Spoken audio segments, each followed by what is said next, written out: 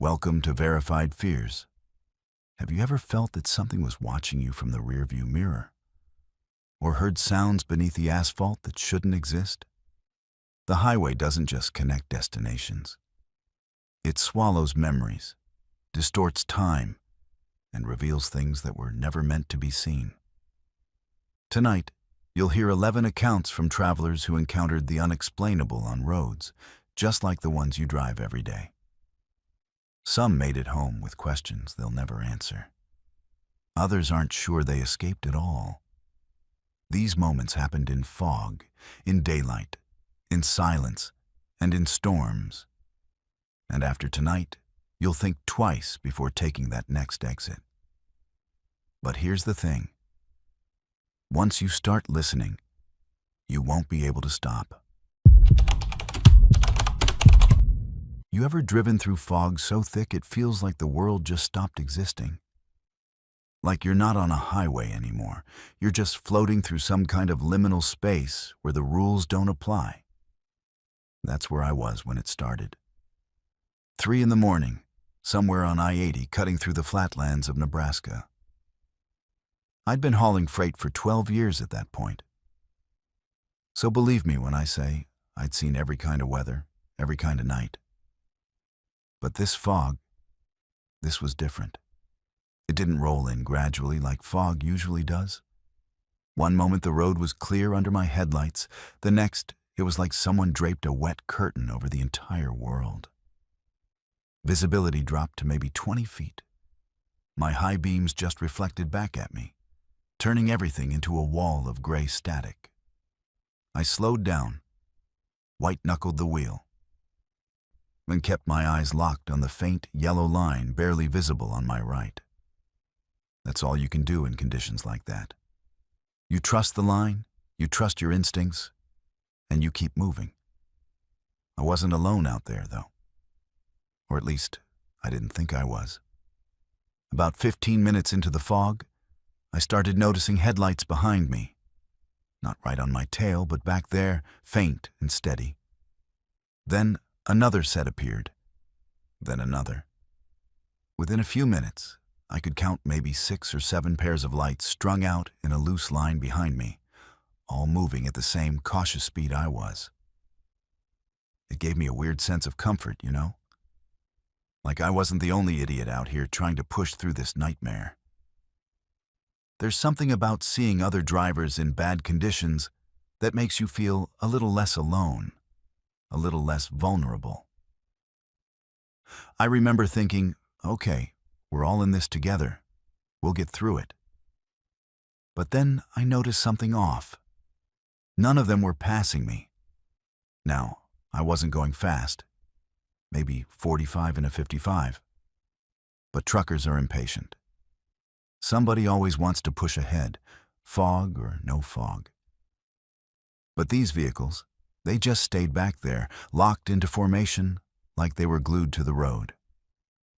I couldn't make out what kind of vehicles they were either. The fog blurred everything into vague shapes and those amber-white orbs of light. I tried adjusting my mirrors, squinting through the murk, but all I got was silhouettes, boxy shapes. Could have been vans, maybe SUVs. Hard to say. They didn't feel like trucks, though. The headlights were too low, too uniform, and they didn't drift or sway the way vehicles do when a driver's fighting to stay awake. They moved with this eerie precision, like they were on rails. I tried the CB radio, keyed in and asked if anyone back there could hear me, if anyone wanted to coordinate a rest stop or just, I don't know, talk to, break the tension. Static. I switched channels, tried again. Nothing. Just that low, crackling hiss you get when nobody's transmitting. I even tried the emergency channel. Silence. That's when the comfort started curdling into something else. You ever feel like you're being watched, but you can't see who's doing it? That's what this felt like. I kept glancing at my mirrors, watching those lights hover behind me, and the longer I looked, the more wrong it felt. They weren't just following me. They were mimicking me. Every time I tapped my brakes, they slowed. Every time I drifted slightly left or right, they adjusted in perfect unison. It was like looking at a reflection that moved a half-second too late. I decided to test it. I slowed down more, dropping to maybe 30 miles an hour, figuring someone would get annoyed and pass me. But they slowed too. All of them, perfectly synchronized. My stomach tightened. I sped up to 50. They sped up. I changed lanes, drifting into the left lane even though I couldn't see much of anything. They followed, every single one of them, shifting over in a smooth, silent wave. No honking, no flashing lights, no irritation. Just this calm, methodical mirroring. My hands started sweating. I could feel my pulse in my throat, that hot, prickling sensation you get when your brain is screaming that something is deeply, fundamentally wrong, but you can't articulate why. Then one of them got closer. I don't know how I didn't notice it approaching. It just suddenly appeared in my mirror, maybe 10 feet off my bumper now. Close enough that I could finally make out more details. It was a van, dark-colored, maybe black or deep blue. No plates that I could see. The headlights were perfectly circular, almost too bright, like they were LEDs cranked to maximum. But here's the thing that made my blood go cold. There was no one in the driver's seat. I'm not talking about tinted windows or a shadow I couldn't make out. I mean, the cab was empty. I could see straight through the windshield into the dim interior, and there was nothing there. No silhouette, no movement. Just an empty seat and a steering wheel that somehow, impossibly, was holding the vehicle steady on the highway. I jerked my eyes back to the road, my breath coming fast and shallow now. My mind was racing, trying to rationalize it. Maybe it was the fog distorting what I saw. Maybe the angle was wrong. Maybe the driver was slouched down or wearing all black. But I knew what I saw. I knew. And when I forced myself to look back again, the van was still there, still empty, still following me with that unnerving precision. I wanted to floor it, to tear away from whatever this was. But I was too afraid of losing control in the fog, of skidding off the road into a ditch where no one would find me until morning. So I just kept driving, locked into this crawling procession of silent, impossible vehicles. Then, one by one, they started disappearing. The van behind me was the first. I glanced at my mirror, and it was just gone. Not like it had fallen back or turned off. It vanished mid-frame. There 1 second and absent the next, leaving only empty fog where its headlights had been. My breath hitched. I checked my side mirror, then the rear view again, scanning for it. But there was nothing. Just the other lights, still trailing behind me in that perfect line. And then another one blinked out. Then another. It was like someone was flipping switches, erasing them from existence, one at a time. No brake lights, no sounds, no veering off onto an exit I couldn't see. They were just ceasing to be. I don't know how to explain the feeling that gripped me in that moment. It was beyond fear.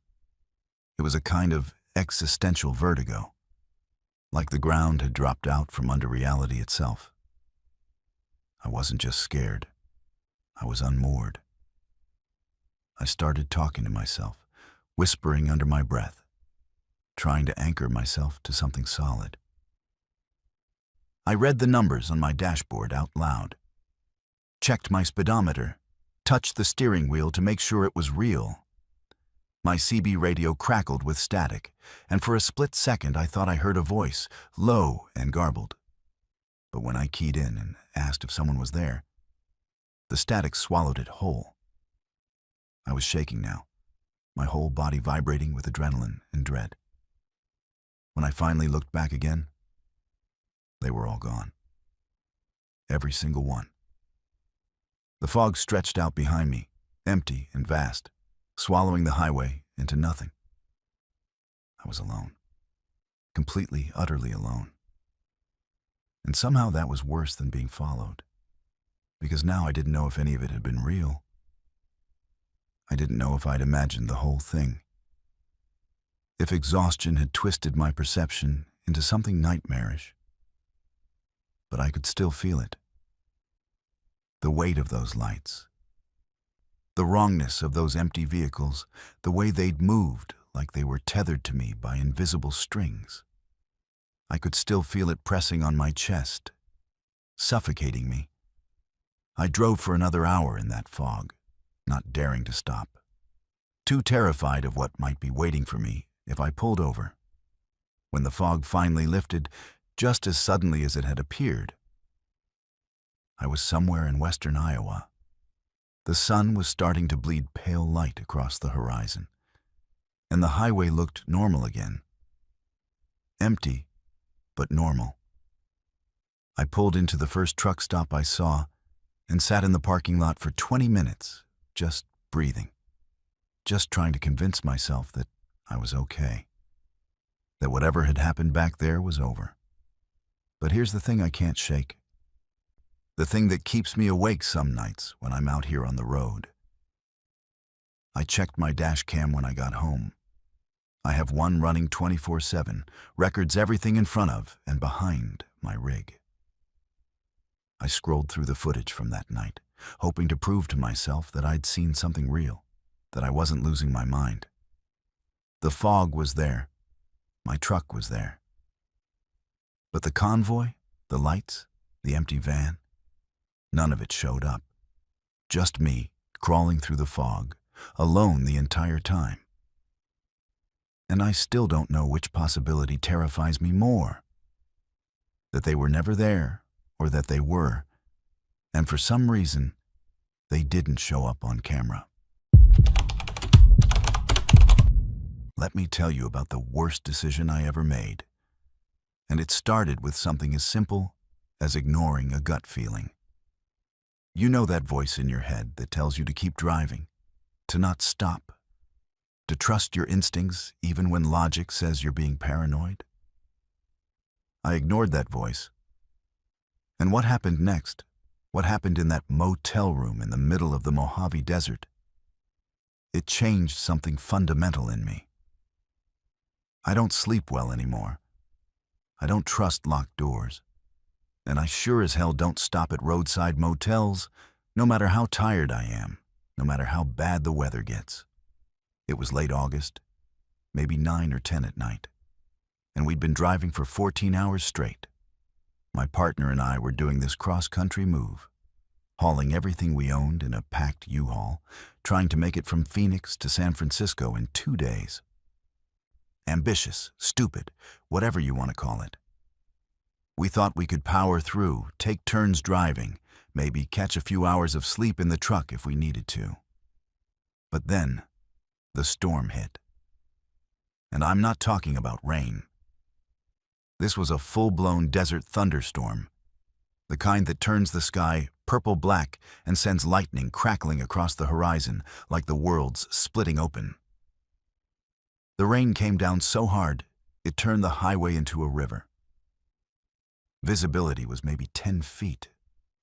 We couldn't see the lane markers, couldn't see other vehicles, couldn't see anything except the sheets of water hammering our windshield. So when we saw the motel sign glowing through the downpour, vacancy in flickering neon red, we didn't hesitate. We pulled off the highway onto this gravel lot, tires crunching through puddles, and sat there for a second just staring at the place. It looked exactly like every forgotten roadside motel you've ever passed and never thought twice about. Single story, maybe 15 rooms in a long row, paint peeling off the walls in sad little curls, doors painted this faded turquoise that might have looked cheerful 50 years ago. The office was at the far end, a small building with one yellow light burning in the window. The parking lot was empty except for one other car, a sedan covered in dust, parked at the opposite end. The whole place felt abandoned, like we'd stumbled into something that time forgot. But we were exhausted, soaked from the rain, and desperate. So we went inside. The guy at the front desk was older, maybe 70s, with this thin white hair and watery eyes that didn't quite focus on us when we walked in. He didn't say much, just slid a key across the counter, an actual metal key, not a card, and told us we were in room 7. Cash only. No receipt. We paid, took the key, and dragged ourselves back out into the rain. Room 7 was right in the middle of the row, wedged between two other rooms that looked dark and empty. The door stuck when I tried to open it, swollen from humidity or age or both. And when it finally gave way, the smell hit us immediately. Mildew and dust and something sour underneath, like old food left to rot. But we were too tired to care. We dropped our bags, locked the door, and collapsed onto the bed. That's when the tapping started. Soft at first, so soft I almost thought I was imagining it. Tap, tap, tap. 3 gentle knocks against the window, slow and deliberate, like someone testing to see if we'd notice. I sat up, staring at the curtains. They were thick, heavy fabric the color of dried blood, pulled shut across the window. My partner was already asleep next to me, breathing deep and even, totally oblivious. I told myself it was rain, just rain hitting the glass at a weird angle. But the rhythm was too precise, too intentional. Tap, tap, tap, then silence. Then it started again, a little harder this time. Tap, tap, tap. I got up, my legs shaky, and moved toward the window. My hand hovered over the curtain, and I stood there for what felt like forever, debating whether to pull it back. Every instinct I had was screaming at me not to look, to get back in bed and pretend I hadn't heard anything. But curiosity, stupid, reckless curiosity, won. I grabbed the edge of the curtain and yanked it aside. Nothing. Just darkness and rain streaking down the glass. No one standing outside, no shadow, no movement.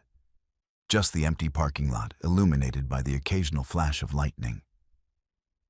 I let the curtain fall back and stood there, heart hammering, trying to convince myself I was being irrational. But the tapping didn't stop. It moved. It shifted to the door. 3 slow knocks, deliberate and measured, like someone was standing right on the other side, waiting for me to answer. I checked the peephole. Nothing. Just the rain and the dim glow of the motel sign reflected in the puddles. I backed away from the door, grabbed my phone to check the time, and that's when I noticed something that made my stomach drop. It was 11:47 p.m. But that didn't make sense. We'd checked in around 9:30, collapsed onto the bed maybe 15 minutes later. I couldn't have been asleep for more than an hour. But my phone said 11:47. I checked again, refreshed the screen, convinced it was glitching. The time didn't change. 2 hours had just vanished. I hadn't been asleep. I'd been lying there awake, listening to the tapping. But somehow time had slipped away from me without my noticing. I shook my partner awake, my voice tight and urgent, and tried to explain what was happening. The tapping, the missing time, the feeling that something was deeply, fundamentally wrong with this place. But they just looked at me with those groggy, half-awake eyes and told me I was stressed, that I needed sleep, that it was just a storm and an old building settling. They rolled over and went back to sleep. I wanted to scream. I wanted to grab our bags and run out into the rain and never looked back. But I didn't. I don't know why. Maybe I was too tired. Maybe I didn't trust my own perception anymore. So I got back into bed, pulled the covers up to my chin, and lay there in the dark, listening. The tapping continued on and off for hours, sometimes at the window, sometimes at the door. Once, I swear I heard it coming from inside the walls, like fingernails scratching against wood and plaster. I didn't sleep. I couldn't. I just lay there, rigid and terrified, watching the red glow of the alarm clock on the nightstand as the minutes crawled by with agonizing slowness. And then, somewhere around 3 a.m, I heard voices. Low murmuring, like a conversation happening just outside our door. I couldn't make out words, but I could hear the cadence, the rhythm of people talking. I got up again, pressed my ear against the door, and listened. The voices stopped. Silence. Then footsteps, slow and shuffling, moving away from our room toward the far end of the motel. I looked through the peephole again and caught a glimpse of a shadow disappearing around the corner. Someone had been out there. Someone had been standing right outside our door. When morning finally came, it felt like a mercy. The storm had passed, leaving everything drenched and gray under a pale sky.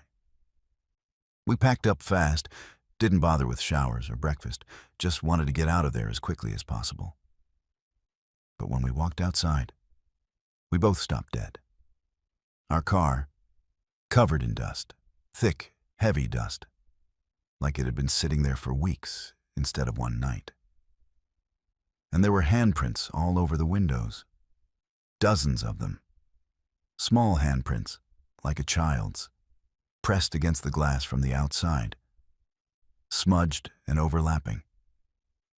My partner stared at them, face going pale, and asked if I'd touched the car during the night. I hadn't. Neither had they.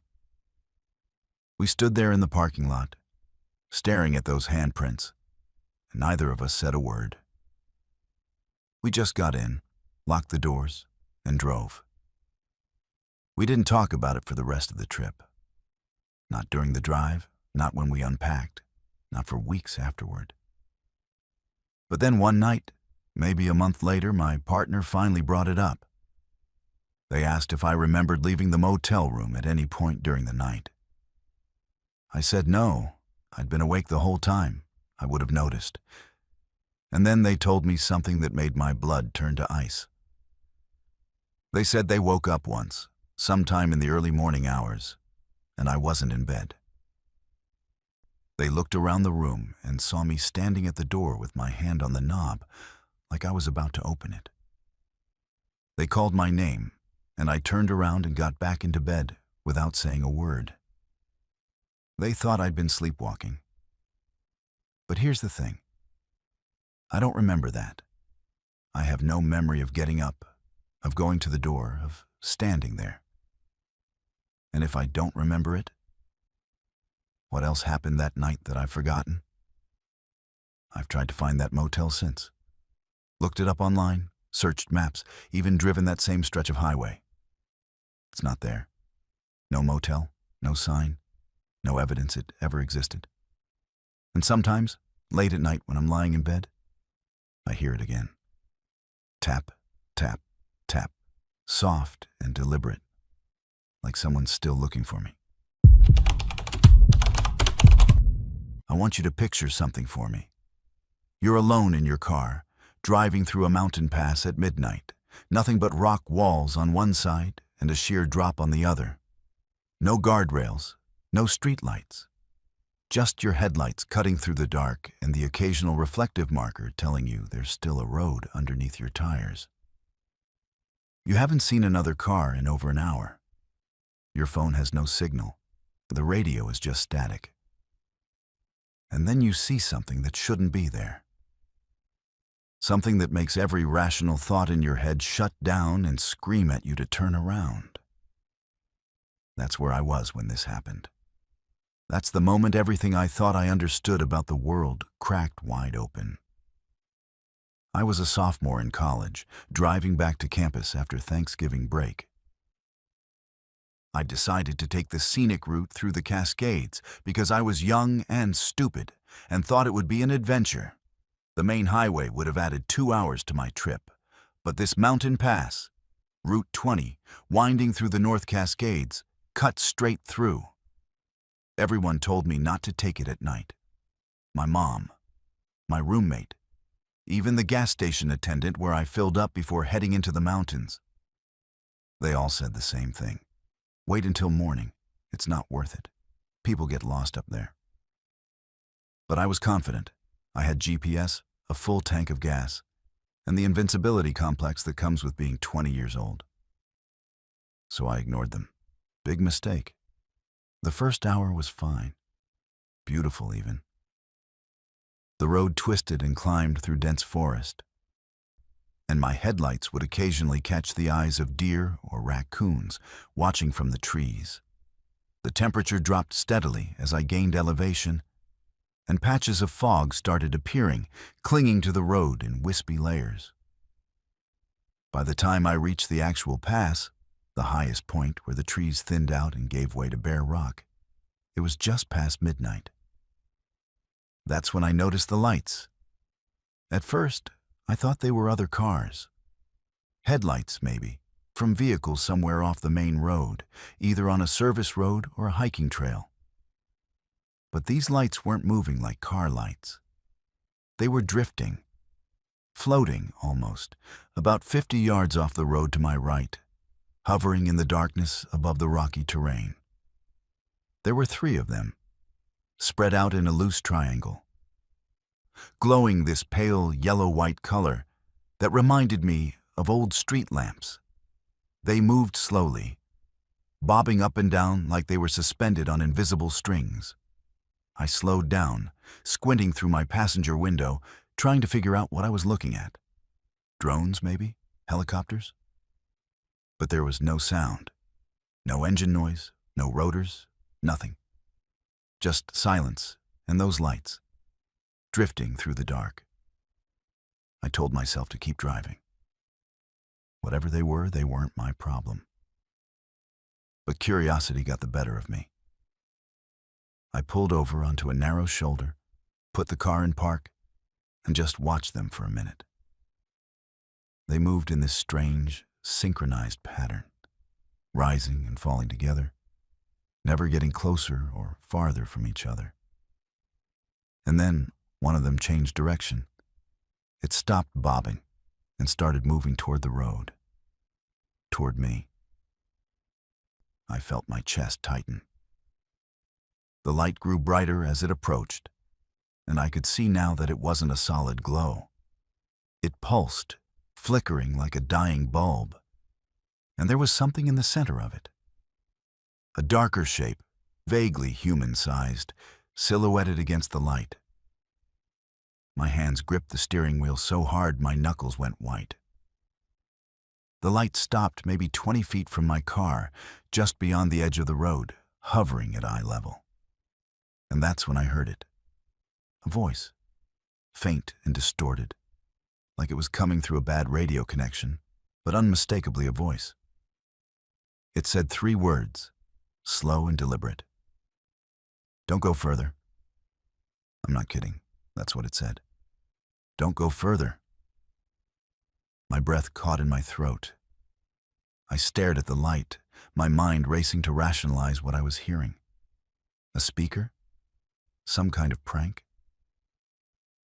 But there was nothing around me. No people, no equipment. Just rock and fog and that light, pulsing and hovering, and that voice echoing in my ears.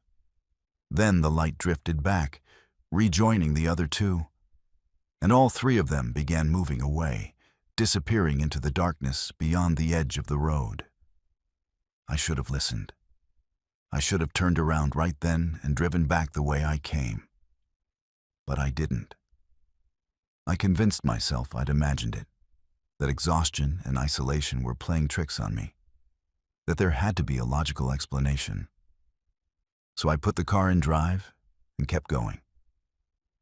That's when everything went wrong. About 10 minutes later, my phone lost GPS signal. Not just weak signal, complete loss. The blue dot that had been tracking my position on the map just vanished. The screen showed nothing but a gray void with the word "searching" blinking at the top. I tried refreshing, restarting the app, restarting my phone. Nothing worked. Okay, fine, I thought. I don't need GPS.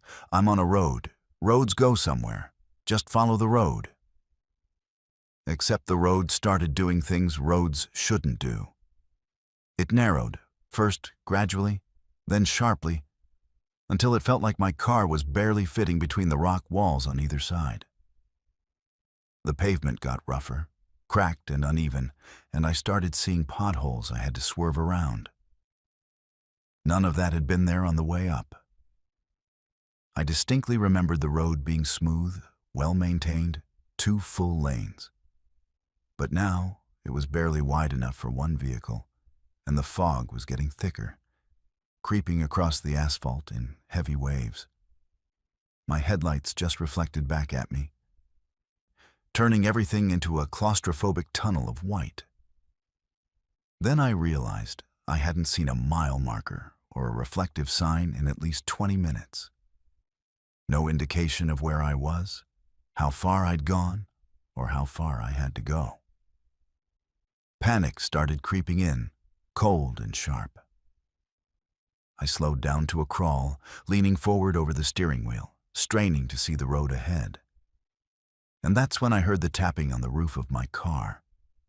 Light, rhythmic tapping, like someone was gently drumming their fingers against the metal. I froze. My eyes shot up to the roof liner, as if I'd be able to see through it, as if I'd see a hand pressed against the outside. The tapping continued, moving from the center of the roof to the back, then to the passenger side, then back to the front.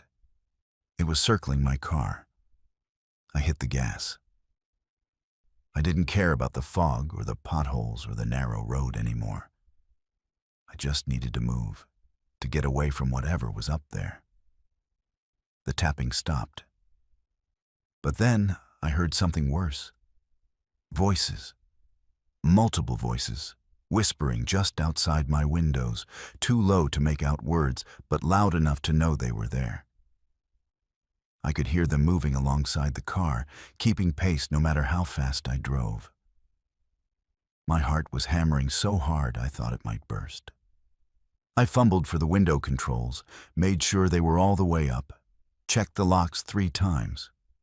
The whispers grew louder, more insistent, layering over each other in this incomprehensible chorus. And then my car died. Just cut out completely. The engine sputtered once and went silent. The headlights flickered and went dark. The dashboard lights blinked off. I was plunged into absolute blackness, sitting in a dead car in the middle of a mountain pass with no idea where I was or what was outside. The whispers stopped. The silence that followed was so total, so suffocating, that I could hear my own pulse throbbing in my ears. I sat there, hands still gripping the wheel, too terrified to move, too terrified to breathe. Then I heard footsteps. Slow, deliberate footsteps on gravel, circling the car. I couldn't see anything. The darkness was complete. But I could hear them. Crunch, crunch, crunch. They stopped at my driver's side door. I heard breathing, slow, raspy breathing, right outside my window, inches from my face. And then a voice, the same distorted voice I'd heard before. But closer now, clearer. "We told you." I clamped my hand over my mouth to keep from screaming. Tears were streaming down my face. I was shaking so hard, the whole car felt like it was vibrating. The breathing stopped. The footsteps moved away, fading into silence. I don't know how long I sat there in the dark. I could have been 5 minutes. It could have been an hour. Time didn't mean anything anymore. But eventually, my car started. Just turned over on its own, engine rumbling to life, headlights blazing back on. The dashboard lit up like nothing had happened. I didn't question it. I slammed my foot on the gas and drove. I drove until the road widened again, until I started seeing signs and mile markers, until the fog lifted and I could see the sky again. When I finally made it out of the pass and hit the main highway, the sun was starting to rise. I pulled into the first rest stop I found and sat there in the parking lot, crying and shaking. When I checked my car later, there were scratches on the roof. Long, deep scratches, like something with claws had been up there, dragging them across the metal. And when I looked at the photos on my phone from that night, trying to prove to myself that I'd seen those lights, every single photo was corrupted, just static and distortion. Except for one. One photo came through clear. It showed the road ahead of me, taken from inside my car. And standing in the middle of the road, barely visible in the headlights, was a figure. Dark, tall, watching. There's something you need to understand about being a parent. When you have kids in the car, your entire world narrows down to one singular focus: keeping them safe. Every decision you make, every turn you take, every mile you drive is filtered through that lens. You check your mirrors more often. You drive more carefully. You pay attention to things you might otherwise ignore. So when I tell you what happened on that rural back road in Vermont, I need you to understand that I wasn't imagining things. I wasn't tired. I wasn't distracted. I was hyper-aware, locked into every detail, because my family was with me. And that's what makes what I saw so much worse. We'd been visiting my wife's parents for the weekend, one of those obligatory family visits where everyone pretends everything's fine, even though nobody really wants to be there. By Sunday afternoon, we were all ready to leave. We packed up the minivan, me, my wife, our 2 kids in the back, and headed out around 4 in the afternoon. We should have taken the interstate. It was longer, but it was familiar, well-lit, populated. But my wife suggested taking the scenic route, this winding back road that cut through farmland and forest. Said it would save us 40 minutes. The kids were getting restless, and I was exhausted from small talk and forced smiles. So I agreed. Another mistake I'll regret for the rest of my life. The road was exactly what you'd expect. Narrow, cracked asphalt with faded yellow lines, surrounded by dense trees on both sides. Barely wide enough for 2 cars to pass each other. No houses, no gas stations, no signs of civilization, except for the occasional rusted mailbox leaning into the ditch. The sun was starting to sink, casting everything in that strange golden light that makes shadows stretch out long and thin. My daughter was playing on her tablet in the back seat. My son was asleep next to her, head lolled against his car seat. My wife was quiet, staring out the passenger window. Everything felt normal, peaceful even.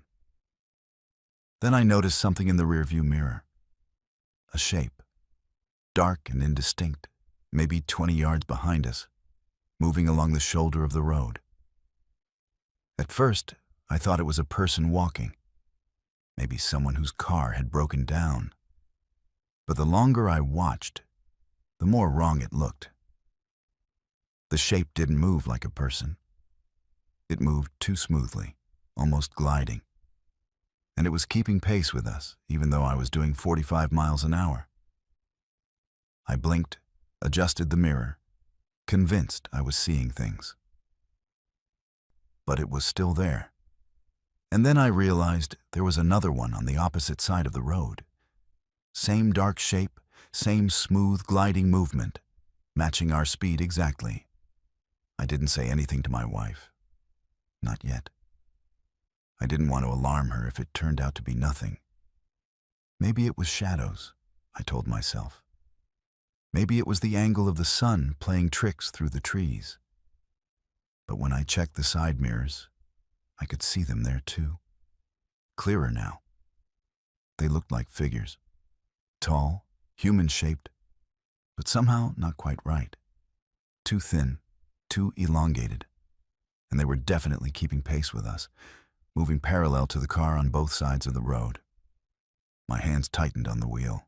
I pressed the gas a little harder, pushing up to 50. They matched my speed. 55, still matching. 60. The van started rattling on the uneven road, and my wife looked over at me, concerned, asking why I was driving so fast. I just told her I wanted to get home before dark. But the figures didn't fall back. If anything, they seemed to be getting closer, narrowing the gap between us and them. I could see more detail now, and what I saw made my stomach turn. They weren't walking. They didn't have legs. Or if they did, I couldn't see them moving. They just moved, flowing across the ground like oil spreading across water. And their heads. God, their heads were wrong. Too large, tilted at unnatural angles, like broken necks that somehow still functioned. I checked the rear view again, and my heart nearly stopped. There were more of them now. 4, 5, 6. Strung out behind us in a loose line, all moving in perfect synchronization. All keeping pace no matter how fast I drove. My son woke up. He rubbed his eyes, looked out the window, and then went very still. I saw it in the rear view. His face small and pale, staring out the back window. And then he said something that made every hair on my body stand on end. Dad, why are those people following us? My wife spun around in her seat, looked out the back window, and I heard her breath catch. She saw them too. She grabbed my arm, her fingers digging in hard enough to hurt, and said my name in this tight, terrified whisper. I told her to stay calm. Told the kids everything was fine, but my voice cracked and betrayed me. None of us believed it. I floored it. The van lurched forward, engine roaring, speedometer climbing past 70 on a road that wasn't meant for anything over 45. We bounced over potholes, swerved around curves, and the whole vehicle shook like it was going to rattle apart. But the figures stayed with us. They moved faster, effortlessly, like speed meant nothing to them. They started closing in from the sides, drifting closer to the road, and I could see more details I wish I hadn't. Their arms were too long, hanging down past where their knees should be. Their fingers, if you could call them that, were thin and seemed to multiply, branching off into smaller tendrils. And their faces. I only caught glimpses, but that was enough. Blank. No eyes, no mouths. Just smooth, featureless surfaces that somehow still conveyed malevolence. Then the van started making a noise, a grinding, mechanical whine that made my heart sink. The engine was overheating. I could see the temperature gauge climbing into the red, the warning light flashing on the dashboard. My wife was crying now, clutching the door handle, whispering prayers or curses or both. My daughter had stopped looking at her tablet and was staring out the window, silent and wide-eyed. My son was crying, asking what was happening, why those people looked like that, why they wouldn't go away. I didn't have answers. I just kept driving, begging the van to hold together, begging whatever God might be listening to get us out of this. The engine died with a shudder and a hiss of steam. We coasted maybe 50 yards before momentum gave out. And then we were just sitting there, dead in the middle of that empty back road, surrounded by trees and fading light and those things closing in from all sides. I tried to restart the engine. Nothing. Just a clicking sound and the smell of burning oil. My wife grabbed my hand, squeezing so hard I thought bones might break, and we both stared into the mirrors, watching the figures approach. They were 10 yards away now. Then 5. They moved in this horrible, synchronized way, converging on the van from every direction. My daughter screamed. One of them was right next to her window, its featureless face pressed against the glass, those 2 long fingers splayed across the surface.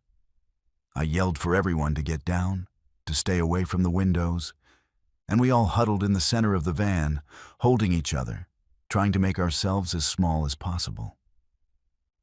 The figures surrounded us. I could hear them moving outside, hear something scraping against the metal, hear this low humming sound that vibrated through the entire vehicle. My son buried his face in my chest. My daughter was hyperventilating. My wife was whispering over and over, "Please, please, please." And then, just as suddenly as everything had started, it stopped. The humming ceased. The scraping sounds faded. I lifted my head, looked around, and the figures were gone. Just vanished, like they'd never been there. The trees were still. The road was empty. The only sound was our ragged breathing and my daughter's quiet sobbing. I sat there for what felt like hours, but was probably only a minute, waiting for them to come back, waiting for something to happen. Nothing did. I tried the ignition again, not expecting anything. But the engine turned over immediately. Started up like there had never been a problem. The temperature gauge was normal. No warning lights, no mechanical issues. I drove. I didn't stop. I didn't slow down. I drove that van straight through to the interstate, and we didn't speak. Not one word. The kids fell asleep eventually, exhausted from fear. My wife stared straight ahead, tears running silently down her face. When we finally pulled into our driveway 3 hours later, I checked the outside of the van. There were marks. Long, thin scratches running along both sides, across the hood, over the roof. Hundreds of them. Crisscrossing and overlapping like something with too many fingers, had been touching every surface, exploring, testing. And in the back window, pressed into the dust and grime, were handprints. Dozens of them. Small and large and everything in between, all clustered together like they'd been fighting to get closer. We never told anyone what happened. Who would believe us? But my kids don't sleep through the night anymore. My wife checks every mirror compulsively when she's driving. And me, I can't drive down rural roads anymore. Even during the day, even with other cars around, I can't do it. Because sometimes, just for a second, I see shapes in the mirrors. And I know they're still out there, still following, still waiting. I drive for a rideshare company, have been for 3 years now. You'd think after thousands of rides, after navigating every back street and shortcut in the greater Portland area, I'd have seen everything. Drunk passengers, weird conversations, people having breakdowns in my back seat. I've dealt with it all. But nothing, and I mean nothing, prepared me for what happened that Tuesday night when I ignored my GPS and ended up somewhere that shouldn't exist. I know how that sounds. Trust me, I've replayed it in my head 1,000 times, trying to find the rational explanation, the logical breakdown of events. But there isn't one. Some places aren't meant to be found, and some roads don't want to let you leave. It was just after 11 p.m. I'd been driving since 6, running back-to-back rides, trying to hit my weekly goal before calling it a night. The app pinged with one last request. Pick up at a bar downtown, drop off at an address about 20 minutes south. Easy money. I accepted it, pulled up to the bar, and waited. 5 minutes passed, then 10. I sent the standard courtesy text, waited another 3 minutes, then canceled the ride and collected the no-show fee. Happens all the time. People order a ride, change their minds, pass out before I arrive, whatever. I wasn't bothered. But here's where things get weird. As I was pulling away, my GPS glitched. The screen flickered, went black for a second, then came back showing a route I hadn't requested. A blue line snaking through streets I didn't recognize, heading in a completely different direction than I'd been planning to go. I should have refreshed the app. Should have pulled over and reset my phone. But I'd been driving on autopilot for hours, exhausted and not really thinking, and my brain just kind of accepted what the screen was showing me. So I followed it, turned right instead of left. Took a street I'd never noticed before, even though I'd driven past that intersection hundreds of times. It was narrow, tree-lined, the kind of residential road where all the houses look identical, and you can't tell one block from another. My headlights cut through the darkness, illuminating mailboxes and parked cars and nothing unusual. The GPS kept directing me forward, that calm, automated voice telling me to continue for half a mile, then turn left. I turned left onto an even narrower street, then right, then left again, and somewhere in that series of turns, I crossed a threshold I didn't recognize at the time. The houses stopped, the streetlights disappeared. The pavement got rougher, cracked and uneven, and the trees pressed in closer on both sides until it felt like I was driving through a tunnel. I glanced at my phone. The GPS was still showing that blue route, still directing me forward. But the street names had changed to things I'd never heard of. Roads that didn't sound like Portland roads. Names that were just strings of numbers and letters, like coordinates instead of actual names. That's when I started to feel it. That creeping sense of wrongness that settles into your bones before your brain catches up. I slowed down, looking for a place to turn around. But the road had become too narrow. Trees on both sides, their branches forming a canopy overhead so thick I couldn't see the sky. No driveways, no cross streets. Just this winding path that kept pulling me deeper into the forest. I tried to stop the GPS, to cancel the route and enter my home address manually, but the app froze. The screen locked on that blue line, and no matter what I tapped or swiped, it wouldn't respond. Then the trees started moving. I know how insane that sounds, but I'm telling you what I saw. The trunks would be in one position when my headlights swept past them. And then, when I glanced in my rearview mirror, they'd shifted, closer to the road, blocking the path behind me. I told myself it was shadows, tricks of the light, exhaustion playing with my perception. But deep down, I knew. The forest was closing in, and the road itself was changing. I'd drive past a distinctive tree with a split trunk, and then 2 minutes later, I'd see the same tree again from a different angle. The road was looping, folding back on itself in impossible ways, and I was trapped in it. My phone rang. The sudden sound in the silent car made me jump so hard I swerved. I grabbed it, hoping it was the rideshare app, hoping it was anything normal. But the caller ID just showed a string of zeros. I answered anyway, desperate for any connection to the world I'd left behind. Static. Thick, crackling static, and underneath it, something else. A voice maybe, or voices, speaking in rhythms I couldn't follow. Words that didn't sound like words. I hung up, threw the phone onto the passenger seat, and focused on driving. But it kept ringing, over and over. That same string of zeros, that same static and those same impossible voices. I stopped the car, just put it in park right there in the middle of the road, and sat with my hands on the wheel, trying to breathe, trying to think. The headlights illuminated maybe 20 feet of road ahead before the forest swallowed everything. Behind me, when I checked the mirror, was just darkness. Total, impenetrable darkness.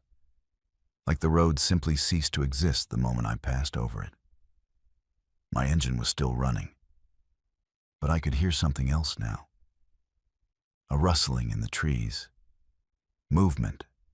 Things shifting through the underbrush on both sides of the road, keeping pace with where I'd stopped. I couldn't see what was making the sounds, but I could feel eyes on me. Multiple sets of eyes, watching from the shadows. Then they appeared at the edge of my headlights. Figures, 3 of them, standing in the road ahead. They looked human from a distance, but the closer I looked, the more wrong they became. They were too still, posed like mannequins, arms hanging at slightly wrong angles. Their clothes didn't move in the breeze I could see rustling the trees. And their faces. I couldn't make out their faces. Not because it was too dark, but because they didn't seem to have faces. Just smooth, blank surfaces where features should be. They stood there, blocking the road, and I realized they were waiting for something. Waiting for me to make a choice. I put the car in reverse. I didn't care that I couldn't see behind me, didn't care that the road might not even be there anymore. I just needed to move, to get away from those things. But when I hit the gas, the car didn't move. The engine revved, the tires spun, but it was like I was stuck in place. I shifted to drive, tried going forward. Same thing. The car wouldn't move. I was pinned there, suspended in that impossible moment, while the figures started walking toward me. Slow, deliberate steps, their feet making no sound on the pavement. I did the only thing I could think of. I leaned on the horn, held it down, filling the forest with that sharp, angry sound, shattering the oppressive silence. And somehow, impossibly, it worked. The figures stopped. They tilted their heads in unison, like they were listening or confused or both.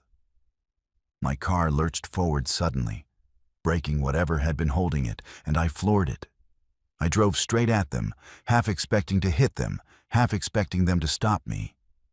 But at the last second, they stepped aside, melting back into the trees. And I shot past the spot where they'd been standing. The road opened up. Just like that, without warning, the trees fell away, and I was on a proper street again. Streetlights, houses, parked cars. The GPS screen flickered and died, then restarted, showing my actual location in a neighborhood I recognized. I pulled over, my whole body shaking, and checked the time. It was 11:17. I'd been on that detour for what felt like an hour, but only 7 minutes had passed. 7 minutes. I checked my trip history in the app. There was no record of the route I'd taken. No streets, no detour, no evidence I'd gone anywhere except straight from the bar to where I was currently parked. I drove home. I didn't take any more rides that night or for a week after. I couldn't.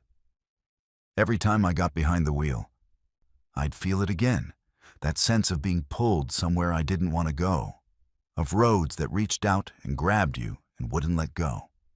I started driving during daylight only. I stopped trusting GPS. I mapped out every route manually before accepting rides. My ratings dropped because I took longer routes, refused certain pickups in areas that felt too isolated. But here's the thing that keeps me up at night. A few weeks ago, another driver in my area, Someone I'd chatted with at the airport staging lot a few times disappeared. Just vanished mid-ride. The passenger said the driver took a wrong turn into a residential area, and the passenger got uncomfortable and asked to be let out. The driver apologized, stopped the car, let them out. The passenger walked to a main street and ordered another ride, but the driver never reappeared. They found the car 3 days later, abandoned on a dead-end street that locals swear wasn't there before. The GPS in the car was still on, showing a route through streets that don't exist. I know where that driver went. I know what road they found. And I know they didn't make it back. I was lucky I got out. But some nights, when I'm lying in bed trying to sleep, I hear it. That static. Those voices underneath, speaking in rhythms that don't make sense. And I wonder if I really escaped at all, or if I'm just waiting for the road to call me back. You ever notice how some sounds feel wrong for the place you're in? Like your brain has a catalog of what a highway should sound like: engines, tires, wind. And the second something doesn't fit, your skin tightens before you even know why. That's what happened to me.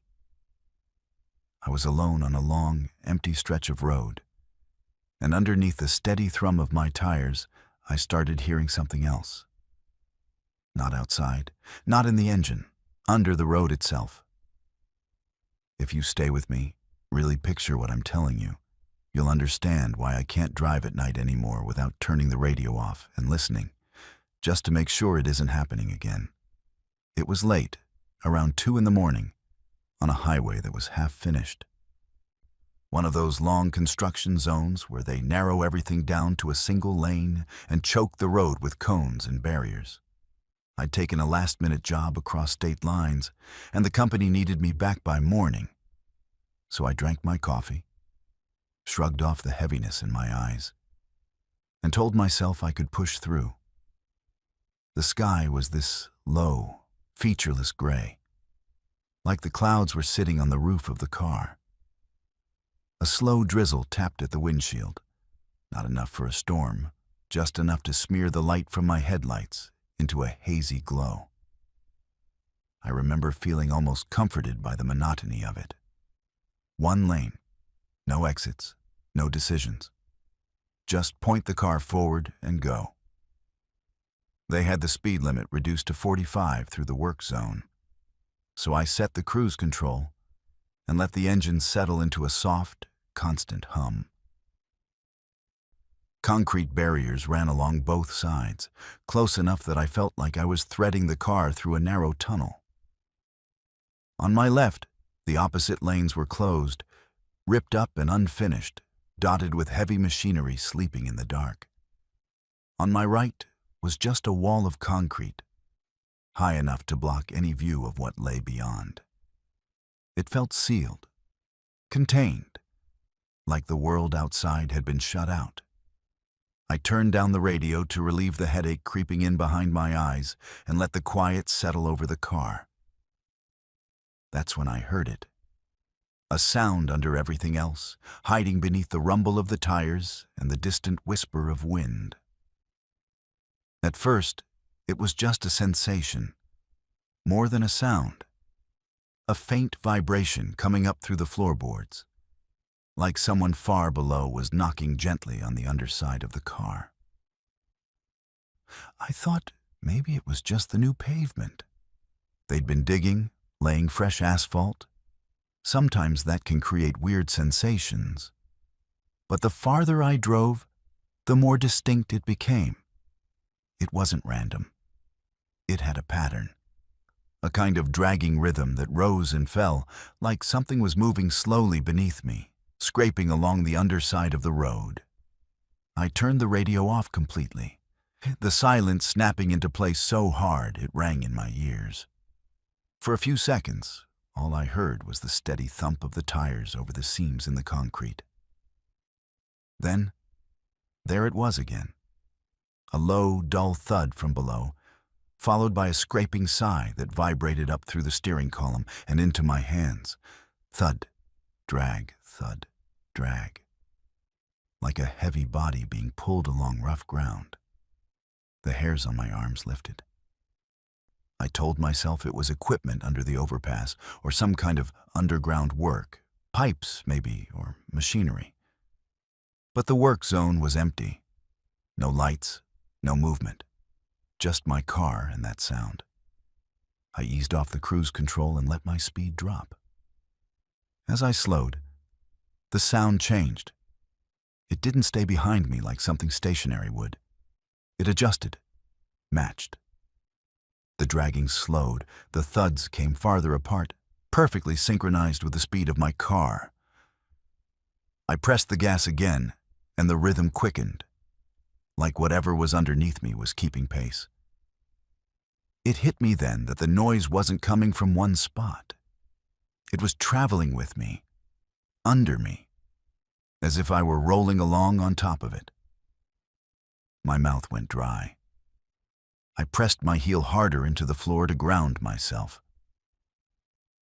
To feel something solid that wasn't trying to rearrange my understanding of reality.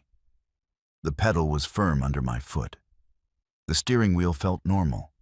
The gauges all read fine. There was nothing visibly wrong with the car.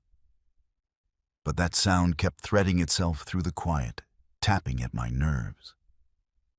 I rolled the driver's window down a crack, letting the cold, wet air lick at my face, and listened. Outside, the world was soft. Light rain, a distant hiss of highway far beyond the barriers, the occasional clatter of a loose cone shifting in the wind. Under that, faint but unmistakable, was a muffled moan. It came up through the chassis like a voice speaking through the car's bones. Not words, just a long, low exhale threaded with pain.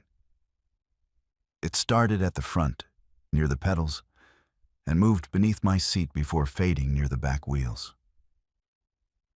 I jerked upright, my shoulders tightening so hard they ached.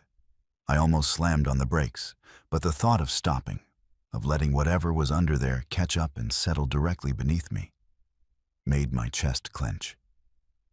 Instead, I kept rolling, caught in that horrible calculation between speed and control. Too fast, and I crash. Too slow, and I have to hear more.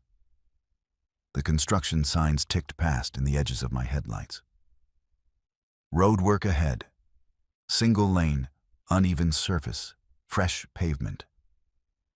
None of them mentioned, by the way, there might be something alive under there. Half a mile later, another sign appeared. Prepare to stop. I saw the red flare of brake lights up ahead, a line of cars backed up behind a flagger's truck, and my stomach dropped. I couldn't keep moving. In a minute, I'd have to come to a complete stop with that sound still under me. The closer I got to the stopped line of vehicles, the louder it became. The dragging turned into a frantic scraping, the dull thuds into heavy, desperate impacts. I could feel them now, knocking through the soles of my shoes, shivering up my spine. That moan thickened, pushed through the metal and fabric between me and whatever was down there, until it became something almost like sobbing. Not loud, never loud, but constant, threaded with this awful, hopeless exhaustion. It felt like the road itself was trying to breathe. I eased the car to a stop at the end of the line and put it in park, my hands still welded to the wheel. The world went unnaturally still. No engines roaring, just low idles. Raindrops ticking against glass. The flagger's truck up ahead with its hazard lights blinking an indifferent orange. I glanced at the car in my rear view. An SUV, driver's face lit by their phone, completely oblivious. No one else seemed to hear it. No one else was reacting. Either that or they were better at pretending than I was. Underneath, the sound concentrated. All at once, it felt like everything beneath my seat sank by an inch. Just enough for my body to register the drop. It was like the world below had exhaled and collapsed. And then I heard it. Clear as if someone were lying on the asphalt an inch under my feet, whispering through clenched teeth. A single word, or maybe more, mangled by pressure and distance. Here. That's what it sounded like. A breath-pushed syllable rising up from somewhere no voice should be able to come from. My vision tunneled. The edges of the windshield darkened, and all I could see was the wet road in front of me and my own hands shaking on the wheel. I wanted to throw the door open, to get out and drop to my knees beside the car, press my ear to the asphalt and see if I was losing my mind or if there truly was something trapped below. But something primal in me refused. The same instinct that keeps you from leaning over the edge of a tall building was screaming that if I broke the thin layer of distance between us, if I acknowledged it by getting closer, I might not come back the same. The line of cars started to move. The flagger's truck rolled forward, hazard lights still blinking, and the small line inched along. Relief hit me like a wave, and, just as quickly, curdled into new dread as I realized the sound was moving with me again. Whatever was down there, it wasn't tied to one point on the road. It was staying under my car. I crept forward with the line, shoulders hunched, listening. The scraping had changed. It was less frantic now, more purposeful. Strokes in one direction, then a pause, then again. Like something was trying to pull itself along. Every so often, the weight under the car would shift, a subtle rocking that made the suspension murmur. My mind started filling in details I didn't want. Hands raw and bloody, searching for cracks. A body pressed flat, forced into a space too small, bones grinding against rough concrete. I knew it was ridiculous. There was no physical way for someone to be under there, not with rebar and foundation and all the layers between soil and surface. But knowing that didn't help. Logic doesn't do much when your senses revolt. We finally reached the end of the construction zone. The barriers fell away. The lanes opened back into a normal double stretch of highway, and the speed limit signs returned to their usual numbers. The flagger waved us through with a casual lift of his hand and a tired nod. And just like that, the sound stopped. No fade out, no gradual easing. 1 second, it was there. Scraping, thudding, that thin, desperate voice. The next, nothing but tire noise and the sigh of the rain. It was like driving off the edge of a nightmare. I should have been relieved. But what hit me instead was a hollow kind of horror. Because as soon as it stopped, I understood something I hadn't let myself fully think while I was in it. That wasn't the first time. That road had been under construction for months. They'd been digging, closing lanes, diverting traffic. How many nights had drivers crossed that stretch without knowing anything was wrong? How many people had heard a bump or a vibration and written it off as bad pavement? And deeper than that, a question I still can't shake. Was whatever I heard trapped there because of the construction? Or did they build that road over it on purpose? I pulled into a rest area about 10 minutes later, hands still trembling, and sat in the car with the engine off and the lights out. The rain whispered on the roof. Trucks rumbled in and out.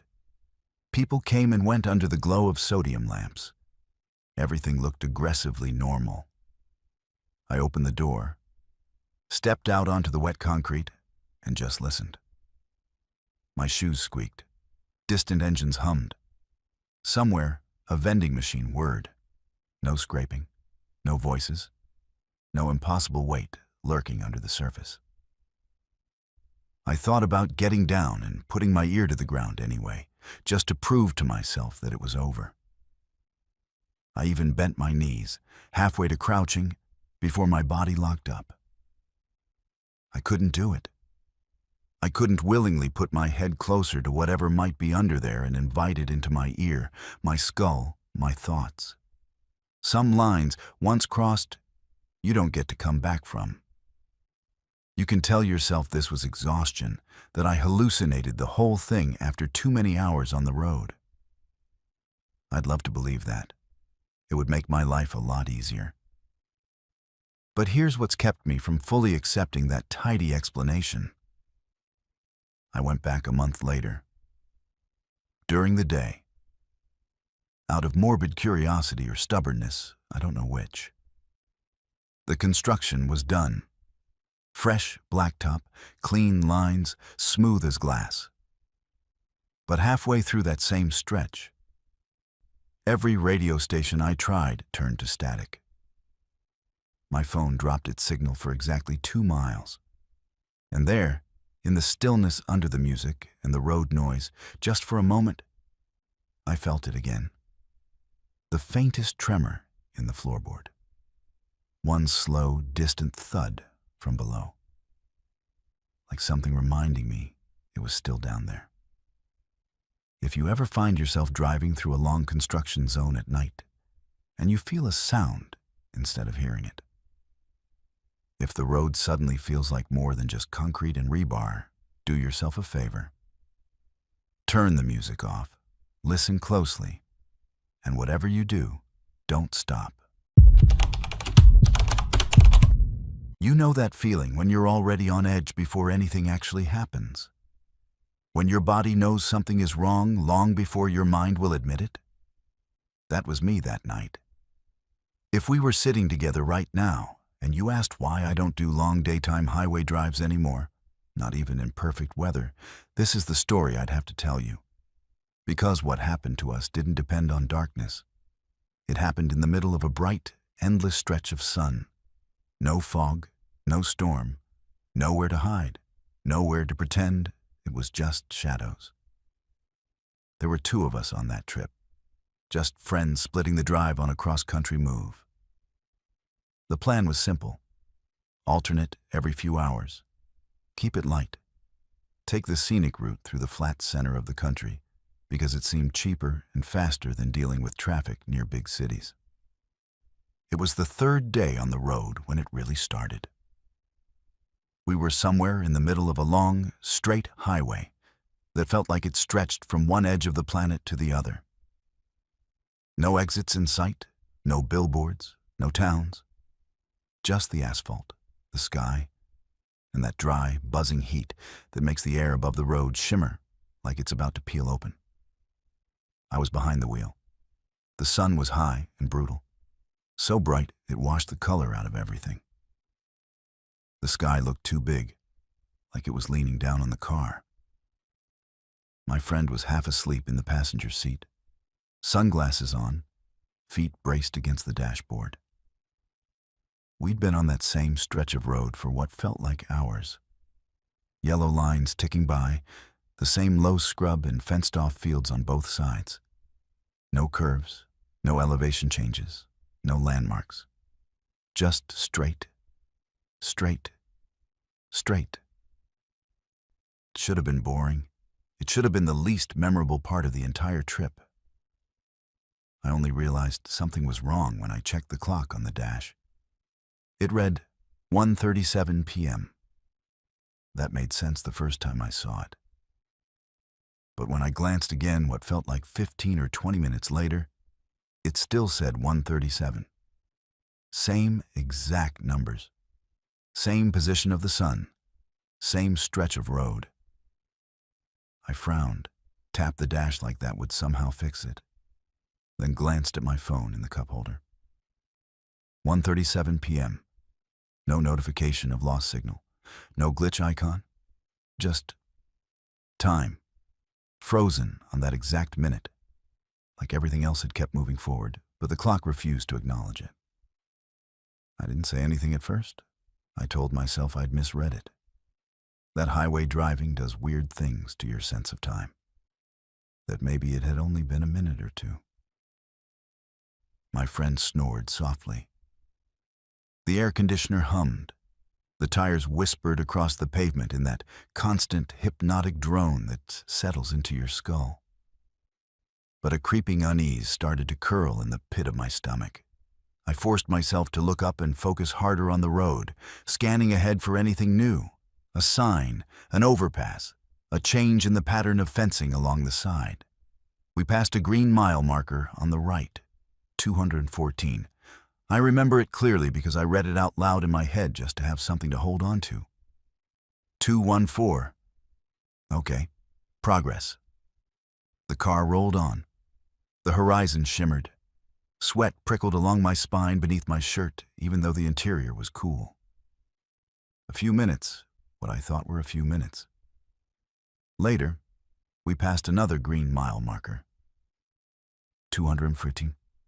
Same lean of the post, same dent at the lower edge. Same torn sticker on the corner. My throat went dry. I checked the clock again. 1:37. This time I said something.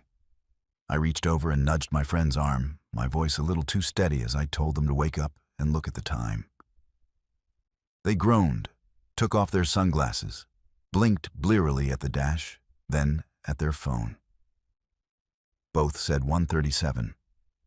They chuckled, said sometimes the time display in cars lags, and maybe my phone hadn't updated, maybe we'd just crossed a time zone, maybe I was overtired. They were reaching for answers as badly as I was. Then they shifted in their seat, looked out the window, and went quiet. Didn't we already pass that? They asked, nodding toward the right side of the road. I followed their gaze. Same leaning fence post, same scraping of rusted metal gate, same crushed patch of dry grass just beyond the shoulder. It was like someone had taken a section of the highway and copy-pasted it, looping it underneath our wheels without bothering to hide the seams. I swallowed hard. We watched together in silence as the scenery stayed stubbornly the same for the next several minutes. Same shape of the small tree in the distance. Same crooked telephone pole. Same fading skid mark on the shoulder. It wasn't like seeing similar farmland or the same type of ditch. It was exact repetition. Down to little details your brain only starts to catch once it's desperate for proof you're not crazy. I turned off the cruise control, needing to feel the connection between my foot and the speed. I sped up to push against the feeling, then slowed way down, watching the speedometer rise and fall. The road did not respond. It stayed identical. The mile marker that should have changed did not. 214 again, winking at us like a joke. My friend checked the GPS on their phone.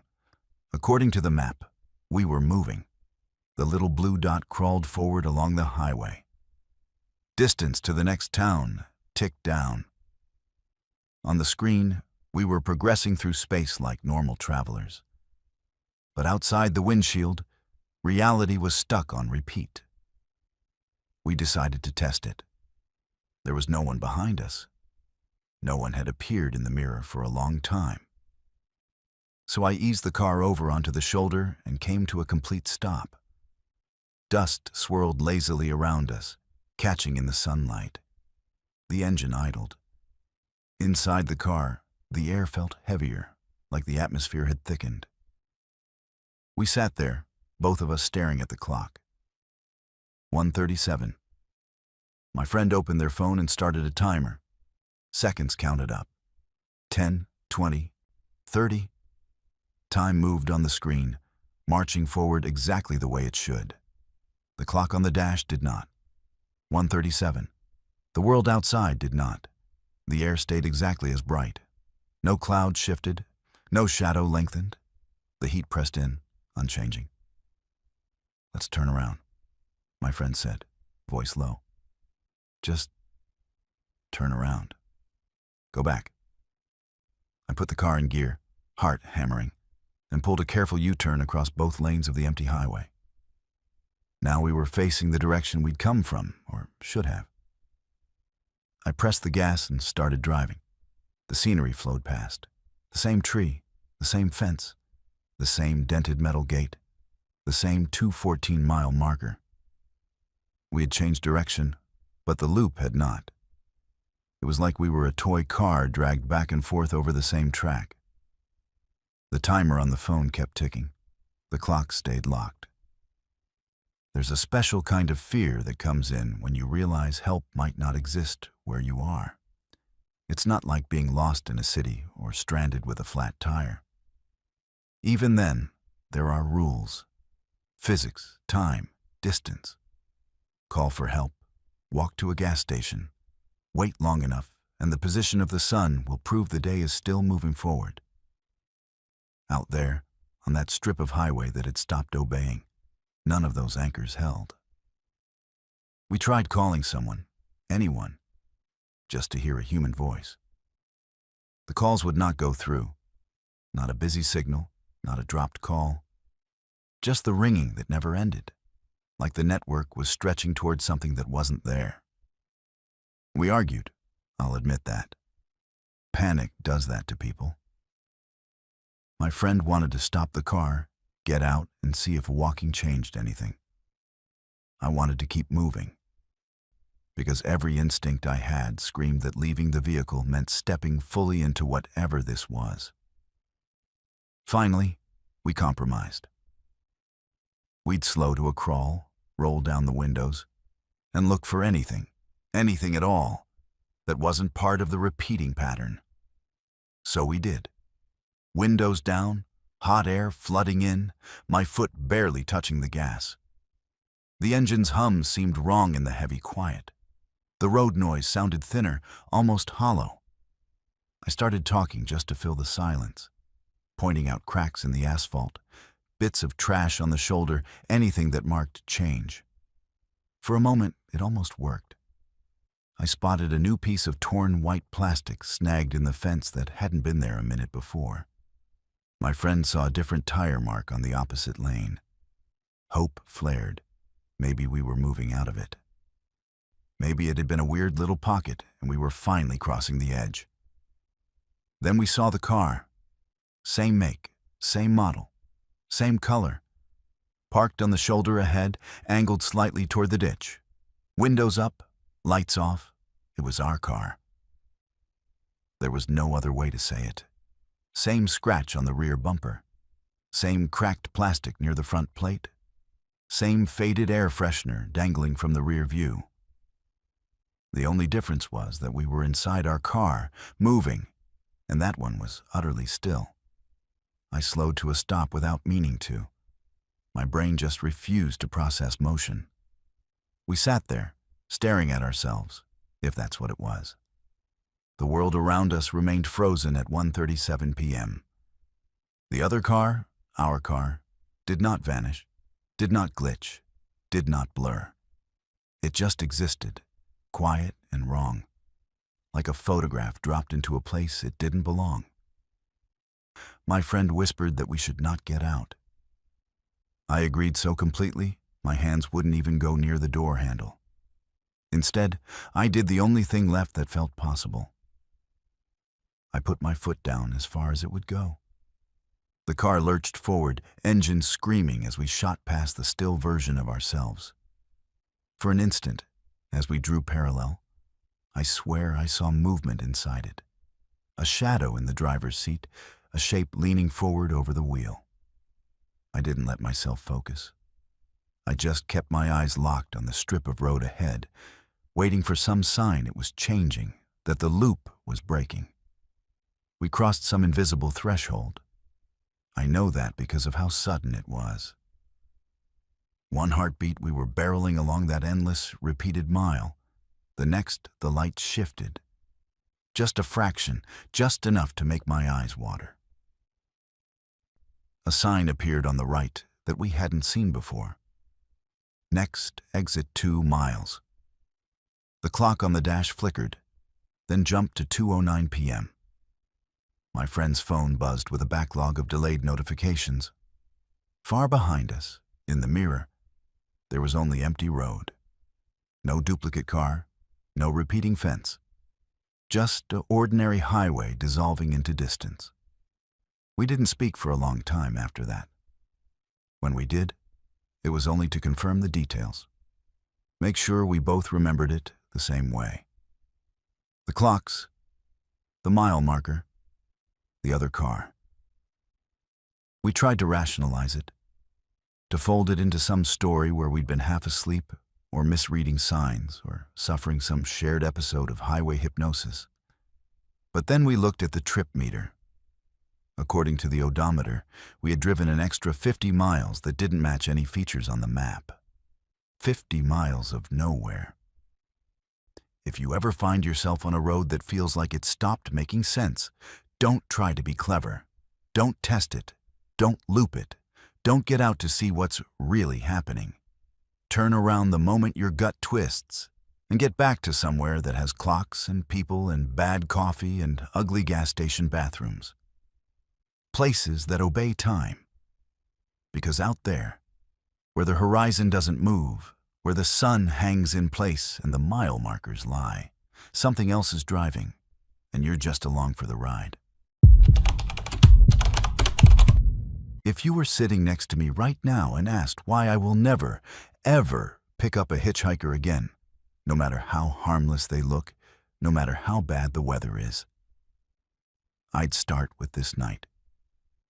Not because it was the worst thing that ever happened to me, but because it felt so normal at the beginning that it still makes me question my own judgment. I want you to picture yourself where I was. Alone in your car on a coastal highway, early morning mist rolling in from the ocean. Tired but not exhausted yet. You see someone on the shoulder, thumb out, just a dark shape in the gray light. You tell yourself you're being decent. You tell yourself you're helping. You have no idea you're about to invite something into your car that doesn't belong anywhere near another human being. I was driving along a stretch of coastal road in the Pacific Northwest, one of those highways that snakes along cliffs with glimpses of water through the guardrails. It was just after sunrise, though you wouldn't know it from the sky. The mist was thick and low, turning everything into soft shades of blue and gray. The air had that heavy, salty wetness that seeps into your clothes. I'd left a small town about an hour back, coffee in the cup holder, a podcast murmuring low from the speakers. No traffic. No noise except the tires on damp asphalt and the distant muffled crash of waves down below. That's when I saw them. A figure on the right shoulder, standing very still, one arm out with the thumb extended in that old, desperate gesture you don't see much anymore. At first I thought it was just a road sign or a mile marker blurred by the mist. But as I got closer, the shape resolved into a person. Hood up, backpack slung over one shoulder, clothes dark and soaked from the damp air. No wild waving, no running toward the car, just that steady, hopeful stance. I drove past a few seconds, arguing with myself. Keep going. It's not your problem. They'll be fine. But the guilt crept in anyway. That road was empty. There might not be another car for a long time. I sighed, cursed under my breath, and pulled over. They jogged up to the passenger side and opened the door without saying anything at first, like they'd been expecting me specifically. When they slid into the seat, the first thing that hit me was the cold. Not regular, been standing outside cold. This was deep, bone-level chill. Like they'd just come out of a walk-in freezer.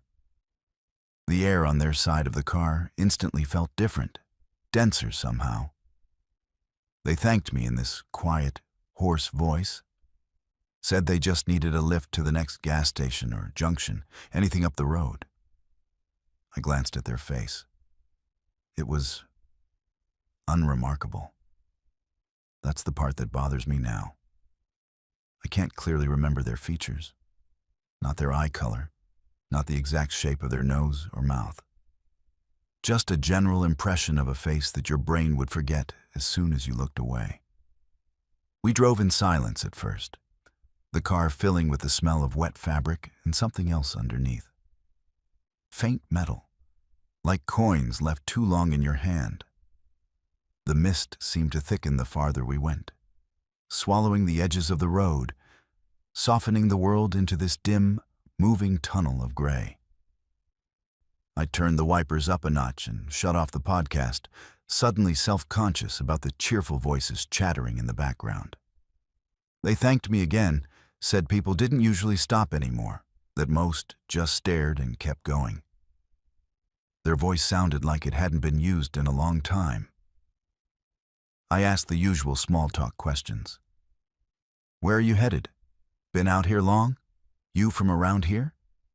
They answered, but the answers slid right off my mind.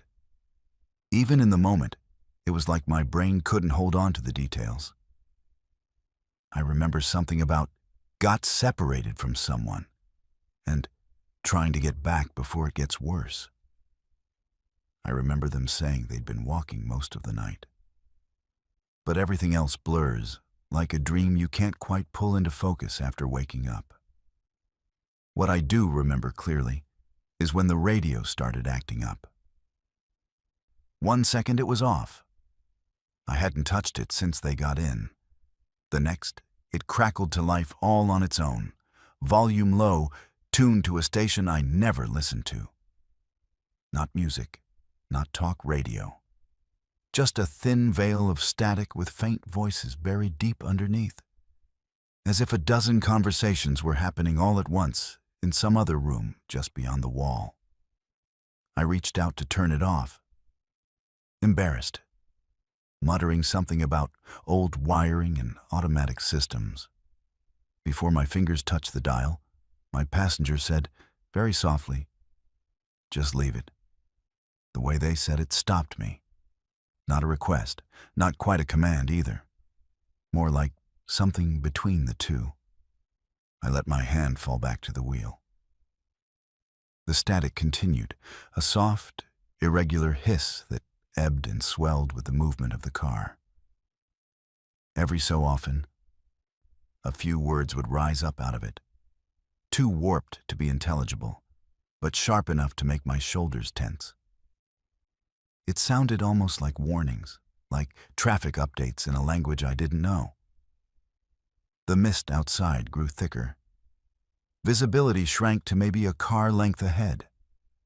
The lines on the road faded at the edges. The usual landmarks, turnouts, mile markers, those green reflective posts along the shoulder, seemed to be gone. It was just road and fog and a sense of vast emptiness lurking on both sides. I felt my grip on the wheel tightening, my heartbeat thudding a little harder than I wanted to admit. I told my passenger this was one hell of a morning for a walk. They didn't laugh. They were staring straight ahead, posture too rigid, eyes fixed on some point far down the road that I couldn't see. "Don't slow down," they said after a minute. "Not in this." "I can't see much," I answered. "If I keep this speed and a curve comes up." "There aren't any curves for a while?" they said immediately, with a certainty that made the hairs on my arms prickle. "Just don't stop. Whatever you hear, whatever you think you see, don't pull over." That was when the first shape appeared in the fog ahead. At first, it was just a darker patch in the gray, a smudge that stubbornly refused to resolve into anything familiar. As we drew closer, it sharpened into the outline of a person standing in the middle of our lane, facing us. No reflective vest, no car, no hazard lights. Just a lone figure framed by the dissolving white. Instinct screamed at me to brake, and my foot twitched toward the pedal. Beside me, my passenger's hand snapped out, fingers digging into my arm with surprising strength. "Don't," they whispered. "Just keep going. It's not there." Every rational part of me recoiled at that. I was not about to run someone down because a stranger in my passenger seat told me it wasn't there. But something else, a deeper animal part of my brain that had been quietly sharpening its teeth in the background believed them, believed that if I stopped, whatever was out there would become very real, very fast. My jaw clenched. I eased my foot back to the gas, heart hammering, and aimed the car straight through the figure. We passed right through it. There was a sensation, not impact, not resistance. More like driving through a sudden pocket of air, 20 degrees colder than the rest of the world. My breath steamed in front of me for one brief second, even though the heater was on. Every inch of my skin puckered. The shape dissolved behind us without turning its head, without reacting at all. My passenger finally let go of my arm. My sleeve was damp where their fingers had dug in. "How did you know?" I asked, voice low and unsteady. "They like to step closer if you slow down," they said. "Or knock." I didn't want to think about what they meant by that. But a few minutes later, I found out anyway. The fog seemed to pulse with our movement now, drawing in tight around the car and then billowing away in slow breaths. The radio static rose subtly in pitch, and beneath it, the hidden voices started to align, like they were tuning in from chaos towards something clearer. My eyes burned from staring so hard through the windshield. I blinked and felt the grit in my lashes. Then came the tapping. Gentle at first. On the rear passenger window directly behind my seat. A light, polite knuckle rap, as if someone was just letting us know they were there. Tap, tap, tap, tap. I checked the mirrors. Nothing. Just fog and the pale glow of my own taillights bouncing back off it. The tapping moved to the other side. Tap, tap. A pause, then louder at the back glass. Tap, tap, tap. "Don't look," my passenger said quickly. Their voice had changed now, tighter, suffused with a strain that made my chest tighten in sympathy. "They hate when you see them. It makes them... hang on." "Who?" I asked before I could stop myself. They turned toward me then, and for the first time, I got a clear look at their face. Or rather, the lack of one. Not that there were no features, there were. But they didn't seem to settle. Every time my eyes tried to lock onto a specific detail, it shifted. The jaw a little narrower, then broader. The cheekbones higher, then softer. Eyes that seemed to darken and lighten in tiny, unsettling flickers. It was like my brain was trying to overlay a dozen different people onto the same skull and couldn't decide which one it was supposed to recognize. I had to look away, dizziness curling behind my eyes. "They get stuck," they said quietly. "In heavy mist, on roads like this.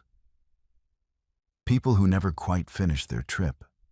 They see headlights and think it's theirs, or help, or something better than what they've got now. They don't mean to be dangerous, not at first. They just don't want to be alone." Something dragged across the roof of the car, a slow, scraping sound, as if fingers, or something longer, were feeling for a way inside. The radio hiss jumped. For a heartbeat, all the hidden voices surged into clarity, overlapping whispers spilling through the speakers, a rush of "wait" and "stop" and "don't leave me," before collapsing back into static. My knuckles were white on the wheel. My throat tasted like metal. "Why can you see them?" I asked. "Why do you know all this?" They looked back out at the road, shoulders hunching, the edges of their form blurring in my peripheral vision, like the mist was licking at them too. "Because I didn't keep going," they said. "Long time ago. Different car, same kind of morning. I pulled over when they asked me to. I opened the door." The meaning of that dropped into my chest like a stone. A cold understanding seeped in behind it. The chill when they got in, the way the time outside the car seemed detached. The wrong sliding way my memory refused to fix their face. I realized then that I hadn't actually seen their feet when they climbed in. Just a shape entering the door, then weight in the seat. "Am I going to wreck?" I asked, the question tumbling out raw and small. "Is that what this is?" "If you listen, probably not," they said. "They're heavier when you give them what they want. Attention, fear, names. Just drive until the fog breaks. Then I'll get out." There was something final in that last sentence that lodged behind my ribs.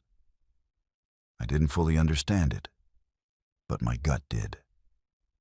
The tapping on the glass intensified, moving faster now, circling the car. I refused to look. I stared down the center of the lane like it was the only thing keeping the world from unraveling. My eyes stung, my neck ached. Every few seconds, that scraping touch returned to the roof, feeling along the seams, testing the thin barrier of metal and glass. We drove like that for what felt like an hour, though the clock only ticked forward by 10 minutes.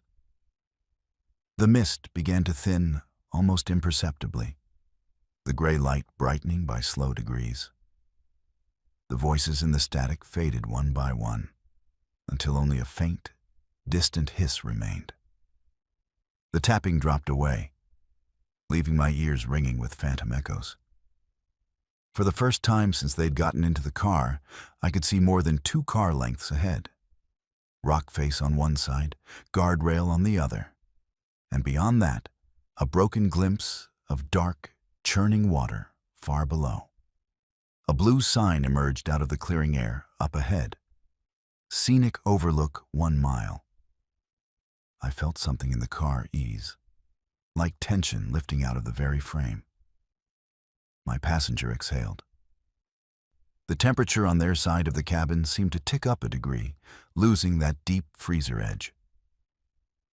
"You can let me off there," they said. "You'll be fine after that." I nodded, unable to find words. The next mile passed in strained, fragile silence. When I pulled into the overlooked turnout, the fog was peeling away from the cliffs in ribbons, revealing the slate-colored sea thrashing against rocks below. Early morning light broke through the clouds in thin beams. Other cars were parked there. Normal people stretching their legs, taking photos, sipping coffee out of travel mugs. The world had snapped back into a version of itself I understood. I turned to say something, to thank them, to ask what exactly had just ridden shotgun with me. But the seat was empty. The damp mark they'd left, the faint fog on the glass where their breath should have been, was already fading. The passenger door was still locked. The floor mat on that side was bone dry. I sat there for a long time, engine idling, watching the mist retreat out over the water. When I finally pulled back onto the highway, the radio was dead silent. No static, no hidden voices, no broken stations. Just the low hum of the engine and the world returning to its ordinary palette of sound. Since that morning, I don't stop for people on the side of the road. Not in fog, not in clear weather, not ever. Maybe I passed someone who really needed help. Maybe I condemned them to more walking, more cold, more waiting. But I can't risk inviting anything else into the car that doesn't cast a clear shadow, that doesn't fully belong to this side of the glass. If you're ever driving through that kind of mist and you see someone with their thumb out, standing just a little too still, in a place where no one should be, it's your call. Just remember that not everyone who wants a ride is trying to get somewhere new. Some of them are just trying to get out of where they're stuck, and they don't really care where they leave you in exchange.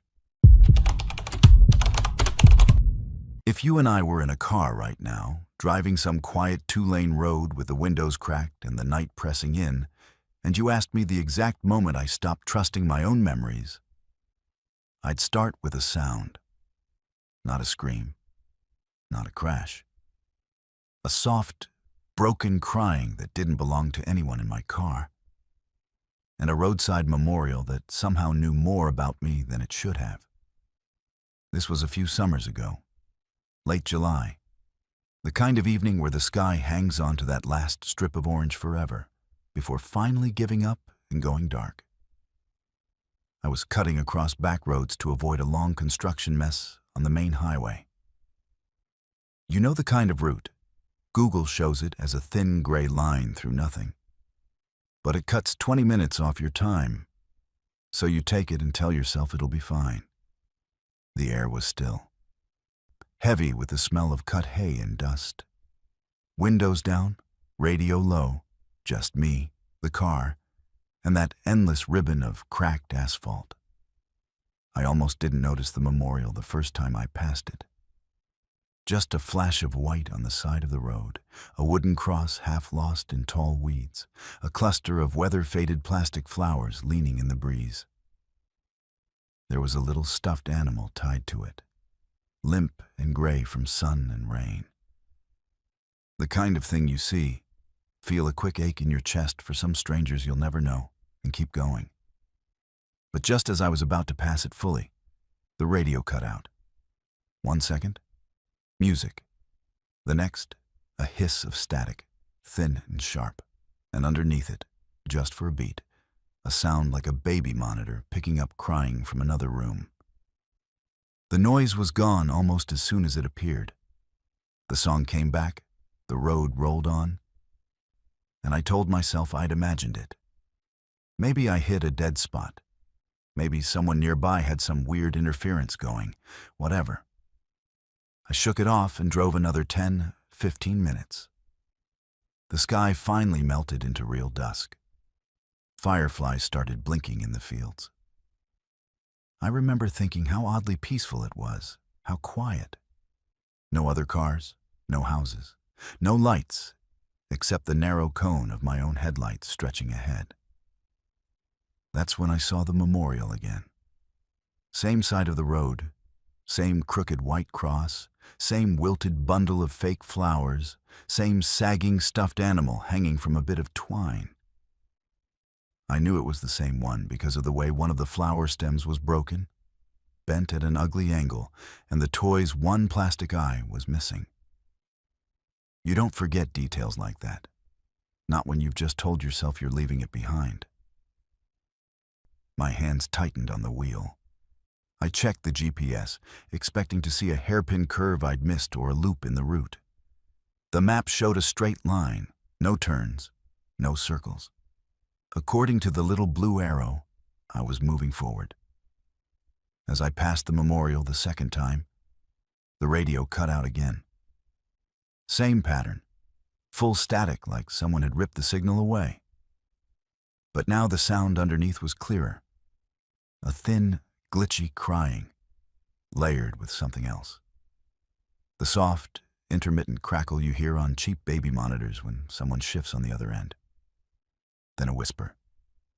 Too distorted to make out words, but the tone hit me in the gut. Not anger, not menace, grief. It felt like the sound of someone who'd been crying so long their voice had frayed. I killed the radio completely after that. Just reached over and turned the knob until the silence clicked. For a minute, that made me feel better. Controlled. The only sounds left were the engine's low rumble, the tires humming on imperfect pavement, and the faint thud of my own heartbeat in my ears. I rolled the windows up too, suddenly aware of how exposed the open night made me feel. Then, stupidly, I slowed down the next time I saw the cross. Don't ask me why. Curiosity, maybe. Guilt. That sense we get when we feel like we're being noticed. The third time I saw it, the sky had shifted from dusky blue to that deep, almost black, where shapes lose their edges. My headlights hit the white paint of the cross and threw it into sharp relief. This close, I noticed more. A set of old glass jars at the base, each one clouded with age, like someone had once put candles in them. A small pink baby shoe half buried in the dirt. A photograph in a cheap frame that had long since gone too fogged to see. I pulled onto the gravel shoulder a few yards past it. The car rocked gently as it settled. For a second, everything stayed normal. The engine ticking as it cooled, the faint chirp of insects building in the fields. My own breath ragged from trying not to acknowledge that I was scared. Then I heard it again. Only this time, it wasn't coming from the dead radio. The crying was inside the car. It was faint, like it was leaking through the speakers even though everything was off. A soft, hitching sob that rose and fell right behind my seat. Not a wail, not a scream. Just that exhausted, hopeless sound of someone who's been crying so long that the tears have stopped, but the body hasn't figured it out yet. My scalp prickled. I turned slowly, every muscle tight, and stared at the back seat. Empty. But the sound didn't stop. If anything, it grew a little clearer, like my attention was the dial it needed to tune itself in. Now it wasn't alone. Underneath the crying was a faint wash of static and a tiny electronic whine I recognized instantly. The hum you hear when a baby monitor is on, but nobody's talking yet. I knew it because my sister had a kid, and I'd spent enough nights crashing on their couch with that thin metallic noise buzzing through the wall. I told myself I was being ridiculous. That if I just got out, stretched my legs, looked at the memorial up close, I'd find some mundane explanation. A hidden house, an unseen driveway with some old equipment running, a logic I could wrap this in. So I did the thing every horror story tells you not to do. I got out of the car. The air outside was cooler than it had any right to be for July. The kind of cool that feels damp against your skin, like walking into a basement. The night pressed close, full of noises that all stopped as soon as I shut my door. No crickets, no rustling, just stillness. My headlights spilled sideways enough to catch the memorial fully, throwing long, weird shadows across the ditch. Up close, it was worse. The baby shoe wasn't alone.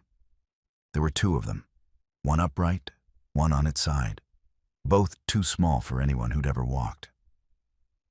The jars at the base were coated on the inside with thin, oily soot like candles had burned there down to nothing, over and over, until the glass remembered every flame. Someone had carved a date into the wood of the cross. But the weather had softened the numbers. I could only make out fragments. A month, a year. The day had been eaten by rain and sun. As I stared at that half-erased date, the crying swelled again, right up against my ear, like someone was holding a monitor inches from my head.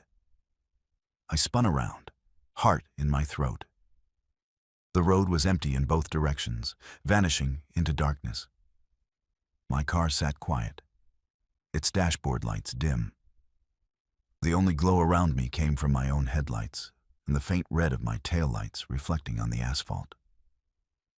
Then the monitor noise clicked. If you've ever used one, you know the sound. That tiny shift when someone presses the button to speak. The static thins, the channel opens, and for a split second, everything goes very clear. That happened, right there in the open air, by the side of that forgotten road.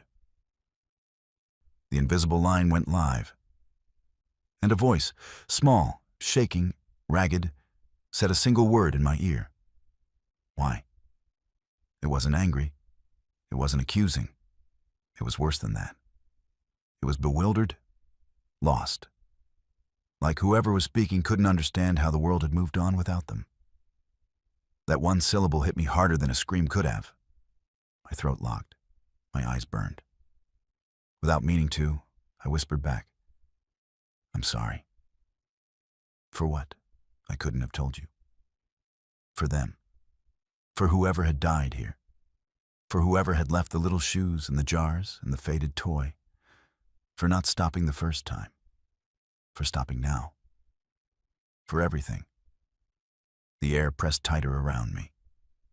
For a heartbeat, I had the distinct, horrible feeling that if I looked down, I would see fingerprints gathering in the dust on my shoes. Small ones, smudging upward. I bolted for the car. When I yanked the door open and threw myself inside, I realized something was very wrong before I even got the engine started. The seat was adjusted differently, farther forward than I left it. The mirror was tilted slightly down, like someone shorter had been driving. My hands shook as I jammed the key into the ignition. The engine roared to life, but the radio did too. Full volume, though I'd turned it off. Not music, not static.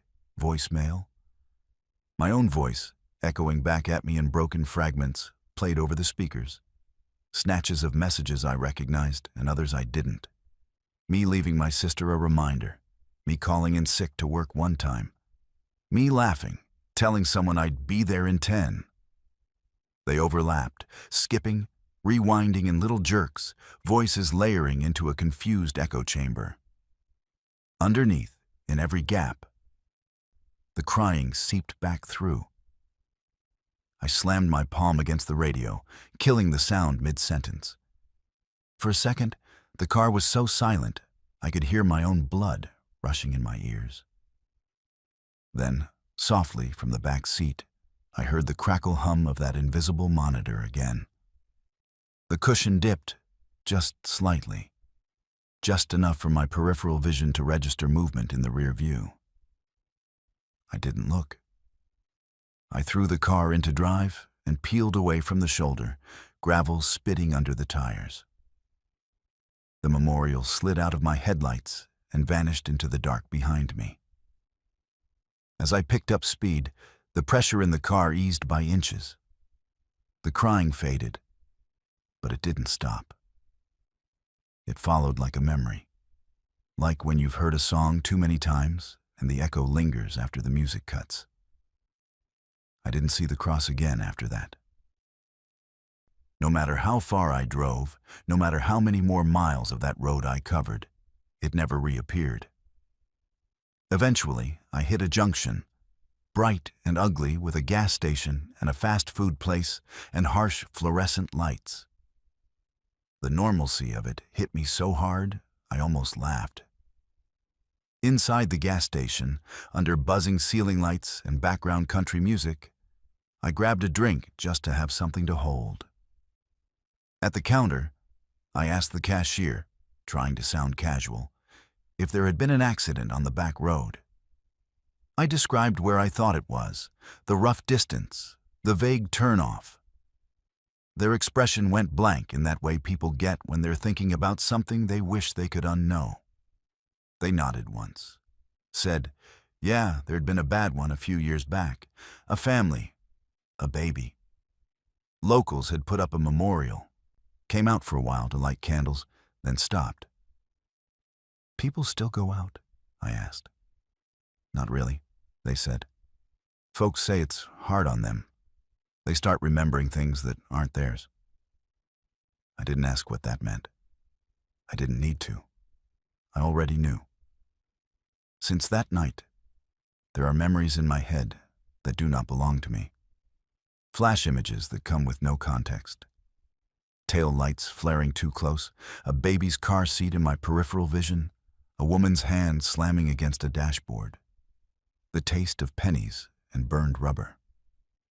They hit at random times. In line at the grocery store, half awake in bed. Sitting at a red light, they feel as real as anything I've actually lived.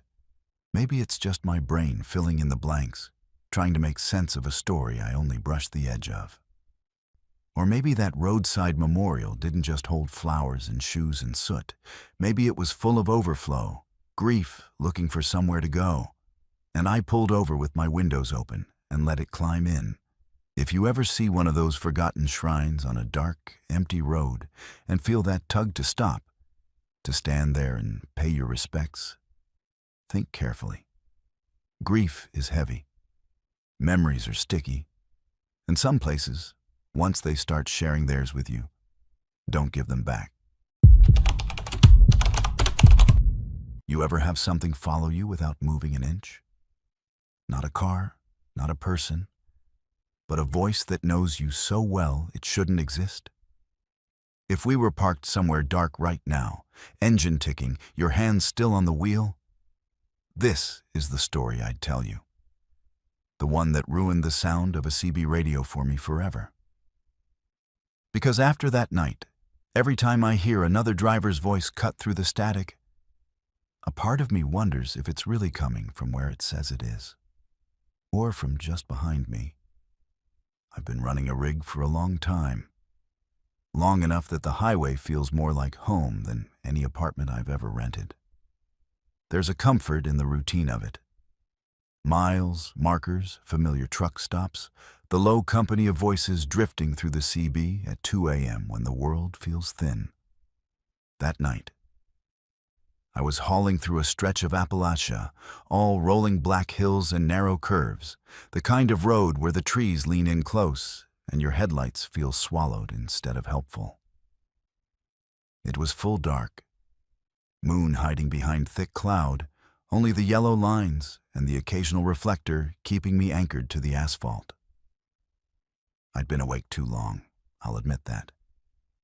On my second thermos of coffee, playlist looping, windows cracked just enough to let cold air slap me in the face whenever my eyelids got too heavy.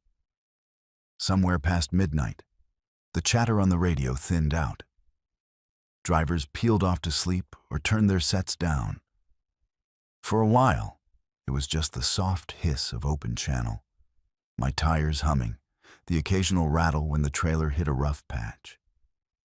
Then a voice cut through, clear, familiar, like it had only been waiting for a quiet moment to slip in. "Hey, you still awake out there?" I flinched a little, more from the suddenness than the words. Grabbed the mic, thumbed the button out of habit. "Yeah, still here," I said. "Who we got?" They laughed. Not a stranger's laugh, a specific one. I knew that sound down to its timing, the way it always caught slightly at the start. It was a friend I used to run with years back on regional hauls. Long nights, stupid jokes, shared coffee at grimy counters. Someone who hadn't been on the airwaves, or anywhere else, for a long time. "Don't tell me you forgot already," the voice said. Light, easy. "Only one fool puts up with this route at this hour by choice." My hand tightened on the mic. I stared at the dark strip of road ahead and felt my heartbeat pick up in my chest, slow and heavy. "That you?" I asked, using the name out of reflex before my brain could stop my mouth. "Where you at?" "Up ahead," they said.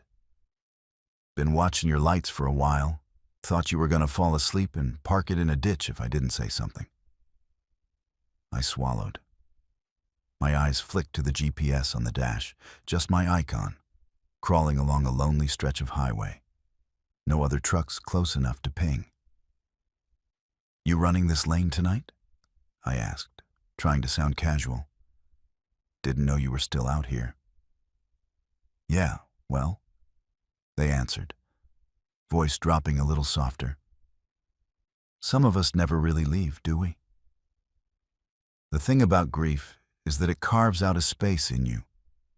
And if something presses the right way, it hits that hollow perfectly. That voice, on that frequency, speaking in exactly the same patterns I remembered from a couple of years and one funeral ago, it pressed every old bruise inside me at once. Last I heard, I started, then cut myself off. I My throat felt tight. I hadn't said their name out loud in a long time without that strange, guilty edge. "You heard right," they said. "Don't get hung up on it. Eyes on the road. You're coming up on that bad curve." I knew the one they meant. Long descending bend, rock wall on one side, drop on the other, no shoulder worth mentioning. I'd run it enough times to have its shape stamped behind my eyes. Still, my palms went slick on the wheel, and I wiped one hand on my jeans. "How far ahead are you?" I asked. "I don't see your taillights anywhere." "Not as far as you think," they said. "Just keep it steady. You're drifting a little right." I glanced at the lane lines and corrected, pulse thudding in my ears. That was the thing that messed with me. In the corner of my vision, it did look like I was hugging the white line too much. But I hadn't been staring at the shoulder. I'd been looking dead center. For them to call that out, they'd have to be able to see my truck from the right angle, from behind me. "You said you were ahead," I reminded them, trying to lace it with a laugh and failing. "Yeah," the voice said. And then, after a beat, in a quieter tone, "Yeah, for now." The radio crackled, a brief wash of static like the channel itself didn't like what had just come through it. "Come on," they added, brightening artificially. "You really gonna argue directions with me? After everything? Take the next pull-off." "There is no next pull-off," I said automatically. "Not on this stretch. Just that gravel spot we used that one time when—" I stopped, because I could see the sign now. "Refuge Area 14 Mile." A big blue marker, clean and reflective, standing where I knew, with the bone-deep certainty that comes from repetition. There hadn't been one before. My heart rate spiked. The last time we'd taken a break on this road, me and the real version of that voice, we'd used a rougher spot, unmarked, half unofficial. They'd pulled ahead of me, taken the bend a little too fast, trailer fishtailing. There'd been rain, slick as oil, headlights and brake lights, and then nothing. Sirens later, paperwork, heavy hands on my shoulders telling me it wasn't my fault. "There," the voice said gently. "See? Easing off soon. You're wearing yourself down, you know that?" I didn't answer. My throat felt like it had closed. I eased my foot off the accelerator anyway, just a fraction, as the curve started to unfurl ahead. The sign passed in my mirror. The promised pull-off bloomed into view, a neat, carved-out space with a guardrail and a trash barrel and a little reflective post. Exactly the sort of safe haven that did not exist on that grade. That never had. "Take it," they said. "You're going to want to stop before you get to the bad place." A bitter laugh forced its way out of me. "What? You giving me ghost safety lectures now?" "It's not for you," they said. "Not yet. It's the next one that matters." The next one. Something cold slid down my spine, pooling at the base, heavy and electric. I kept driving. Every hair on my arm stood up. The pull-off approached and began to slip past on my right. Gravel inviting, space open, like a hand extended. The air in the cab thickened. My headlights shone on the reflective posts, then left them behind. "You're making this harder," the voice said softly. Not accusing, just sad. "Harder for who?" I asked, anger and fear twisting together in my chest. "For you? You already—" The radio squealed, a sharp feedback shriek that stabbed straight through my skull. I winced, jerked the mic away from my mouth. Static flooded the cab, a churning mess of half-voices and distant engine noise. Somewhere under it, I thought I heard my own voice from old conversations, old check-ins, old jokes, boiling up and sinking again. Then, abruptly, everything but one sound fell away. A single CB call sign, spoken in the flat, bored tone of a state patrol officer. Not mine. Not the one I'd been hearing. Someone else entirely. "Northbound rig on 62? The new voice said. "You reading me?" I thumbed the mic, grateful for the intrusion. "Yeah, go ahead." "You just passed a closed area," they said. "We got reports of a truck sitting dark on the shoulder a mile back. You see anything there?" I swallowed.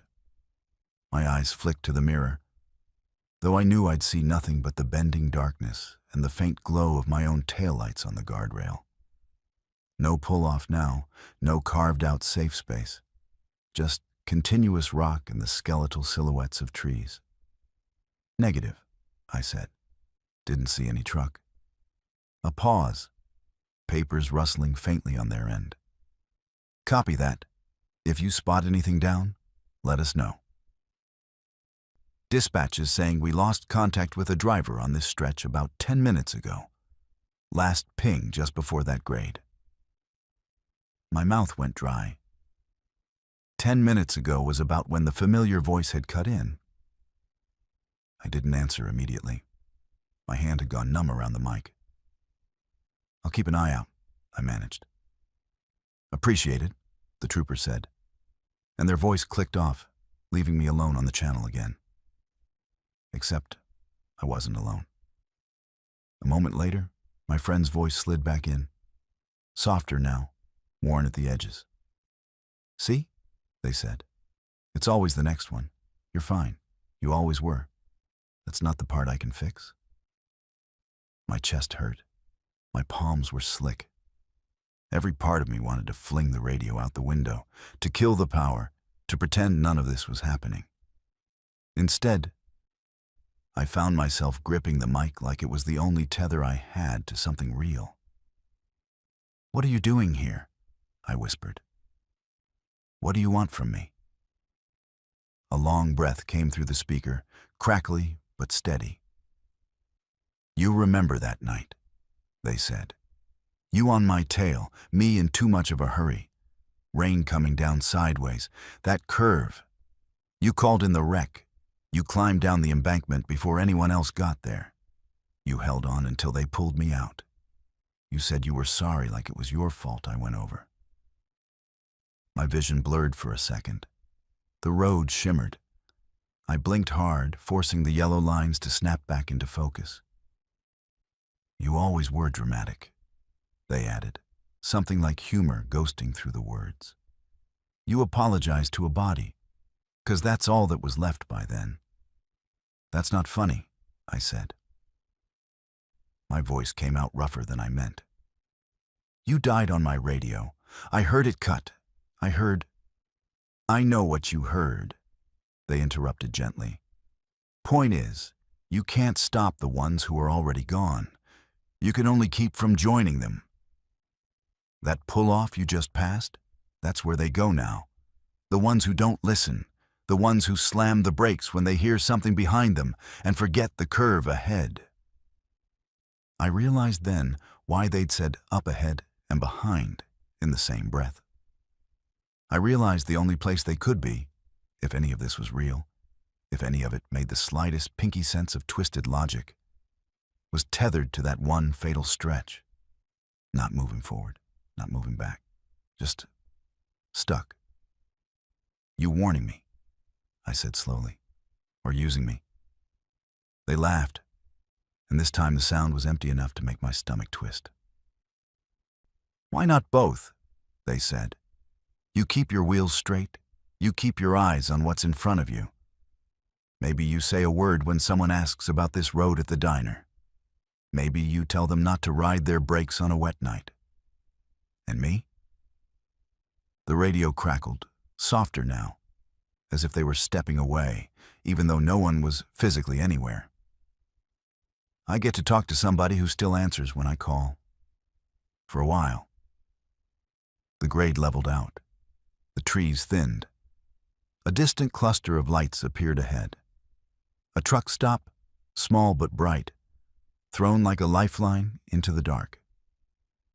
The tightness in my chest loosened a fraction.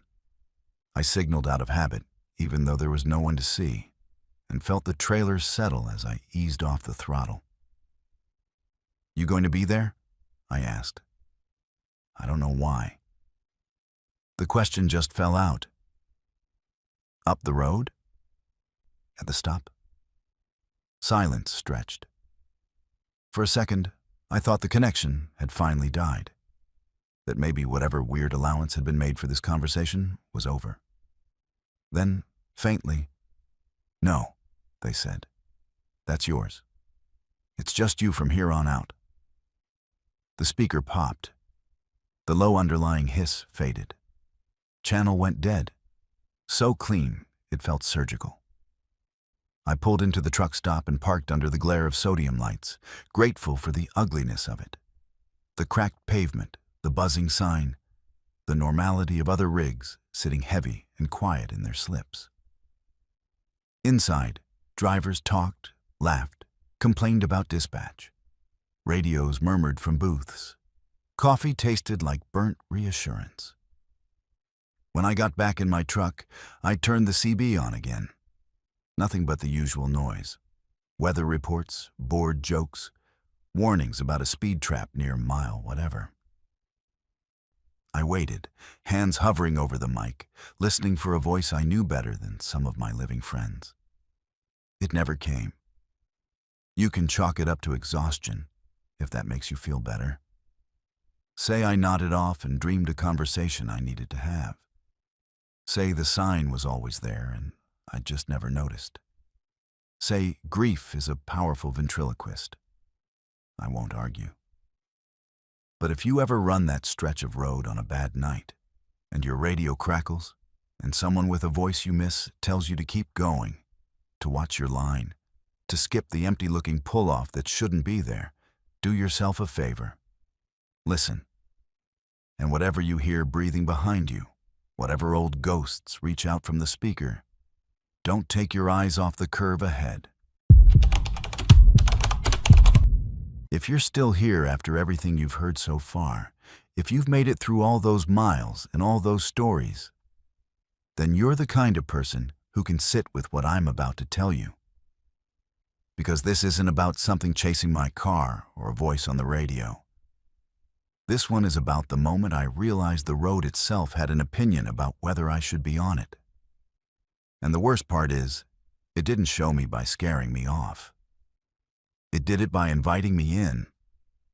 I was driving alone just before dawn on a long interstate run through the Midwest. That in-between time when the sky is a bruised, colorless gray and headlights start to look wrong. Too bright, too sharp, like they don't quite belong to anything. I was supposed to stay on that same interstate for another 60 miles before my exit. I'd run the route before. It was simple. Straight, nothing special. The kind of drive where you start thinking about completely unrelated things because the road stops needing your full attention. That's why the sign bothered me so much. It came up on the right out of nowhere, just after a gentle rise in the pavement. Small, green, and reflective. Exit 23. Service Road. I remember the numbers clearly because there is no exit 23 on that stretch. I knew where the exits were. I knew their numbers. I'd even filled up at 21 the last time I came through. There was nothing between 21 and 24 but flat land and the monotony of the interstate. No ramps, no towns, no reason to leave the main road. And yet there it was. Clear as anything, an arrow pointing right. Service Road in crisp white letters. I told myself it was probably a maintenance access. One of those half exits that only work from one direction, maybe newly built. The sky was starting to lighten a little, but everything still felt half unreal. Like the world hadn't quite committed to being daytime yet. My eyes were burning, my shoulders ached. The thought of a shortcut stabbed through my exhaustion like a promise. I didn't have to take it. I could have kept going, stayed with the familiar. Instead, I put my blinker on and drifted into the exit lane, telling myself I was just curious, that I could always loop back if it felt wrong. The ramp itself was unremarkable. A smooth arc curving downward, guardrails on both sides, patchy grass beyond. No bumps, no potholes, no signs of neglect. That's what made it worse in hindsight. It was too normal. It felt like the road had been there for years, like thousands of cars had taken it.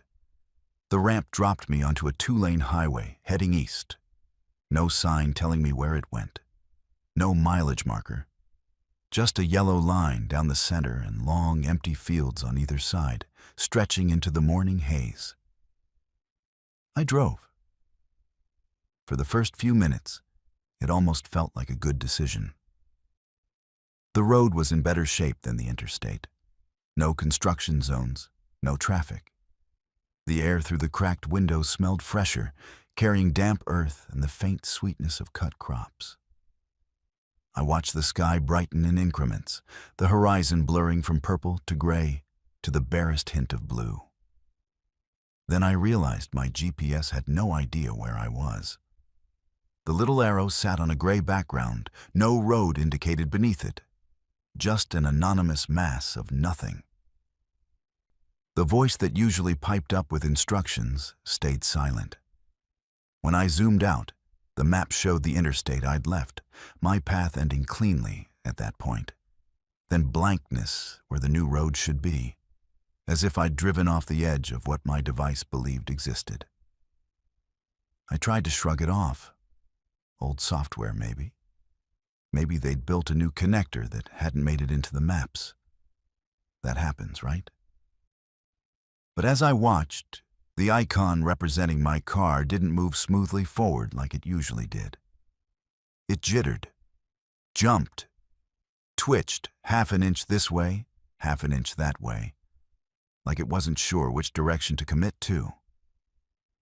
That tiny, meaningless display made my skin crawl more than it had any right to. I turned the GPS off. The silence that followed felt deliberate, like something in the car had been waiting for me to cut the last tether to the route I knew. The sky brightened another shade. The fields on either side of the road stayed stubbornly the same. Same short, pale grass. Same sagging fences. Same distant line of trees that never seemed to get closer. I checked my odometer. I'd been on the service road for 12 miles, which should have taken me past at least one crossroad, one driveway, one sign. There was nothing. No mailboxes, no culverts, no roadkill. Just that unbroken strip of asphalt and those perfectly spaced reflectors blinking past in steady rhythm. The first time I saw the sign, I thought it was a good thing. Interstate, 10 miles, a clean white-on-green panel up ahead, bolt straight on its post, promising a reconnection with the world I understood. I felt my shoulders relax. Of course, this was fine. It was just a back route, a shortcut. I'd be back on the main highway soon, and this would be one of those weird little anecdotes I'd tell later to make a long drive sound more interesting. 10 miles passed, then 15. The interstate never appeared, but the sign did. Again, same spot, same distance from the slight bend in the road. Same smudge of bird droppings at the top right corner of the sign face. Interstate, 10 miles. I felt my stomach lurch in a way that had nothing to do with motion. I slowed down. I watched the odometer tick another mile. Another. I counted the reflectors. 1, 2, 3, 4. Then a gap, then one set a little closer to the edge, then a post with a broken top. The pattern stuck in my mind. When the sign appeared again, my counts matched exactly. Same sequence, same imperfections. I had not moved forward. The road had somehow moved around me. The air in the car suddenly felt thin, I cracked the window more, hoping for a rush of cooler air to shock me awake, to make this feel less like sinking. It didn't help. What finally pushed me from unease into something much darker wasn't the road, though. It was the clock. I checked it out of habit. 6:14 a.m. That fit. I'd left before dawn, driven a while, taken the exit. The numbers were comforting in a small, stupid way. When you're losing your sense of place, time becomes an anchor. So I watched it. I watched as the minutes didn't change. 6:14 on the dash, 6:14 on my phone, 6:14 on the cheap watch I kept clipped near the vents. Ticking hand moving, digits refusing to follow. I don't know how long it stayed there. A few minutes. An hour. A lifetime compressed into a stretch of road where the light never shifted and the same sign kept promising the same exit 10 miles ahead, like a joke with no punchline. Panic isn't a sudden thing, not really. It's a series of small concessions. First, you tell yourself it's a glitch. Then you tell yourself you're overtired. Then you tell yourself it'll sort itself out if you just keep going. Then something in you snaps and decides, no, doing the same thing and hoping for change is insanity when the road itself is lying to you. I decided to turn around. There was no shoulder wide enough for a clean U-turn. So I waited until I reached a stretch where the grass dipped a little on either side and the fence posts were set farther back. I checked the mirror, even though I hadn't seen another vehicle since I left the interstate, and eased the wheel right, then left, slowly, carefully, until I was facing the way I'd come. Or what I assumed was the way I'd come. That was when I saw the exit sign. Not the interstate one. A different one, standing directly in front of me now, where empty horizon had been a moment before. A tall, green slab with white letters arranged in a way that made my brain stutter. Service road, next exit. There was no arrow, no number. Just that flat instruction, as if the road were telling me I hadn't taken the real turn yet. That what I'd done so far had been something like a trial run. A test. I should have floored it and aimed for the horizon. I should have treated that sign like a hallucination and refused to accept its logic. Instead, I did exactly what whoever or whatever put it there wanted. I let it shape my decisions. I drove back the way I believed I'd come. The repeating pattern followed me. Same stretch of fence, same distant tree line, same mileless emptiness. This time, when the interstate sign appeared, it didn't even bother lying. It just said, exit ahead, no distance given. I watched the odometer anyway. The numbers ticked up. They didn't matter. Up ahead, the road forked. I swear to you that fork had not been there before.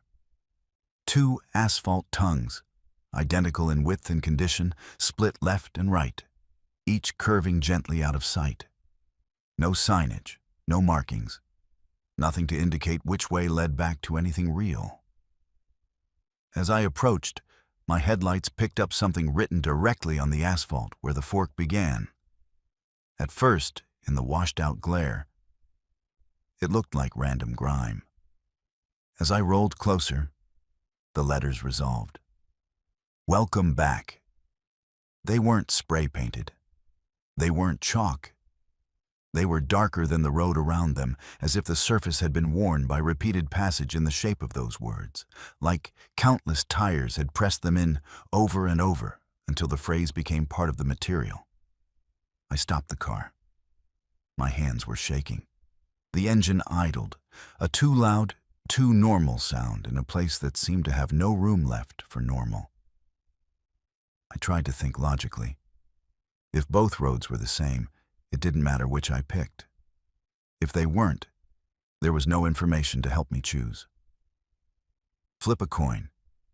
Close your eyes and let the wheel drift. Sit there until I went mad from inaction. None of those options appealed.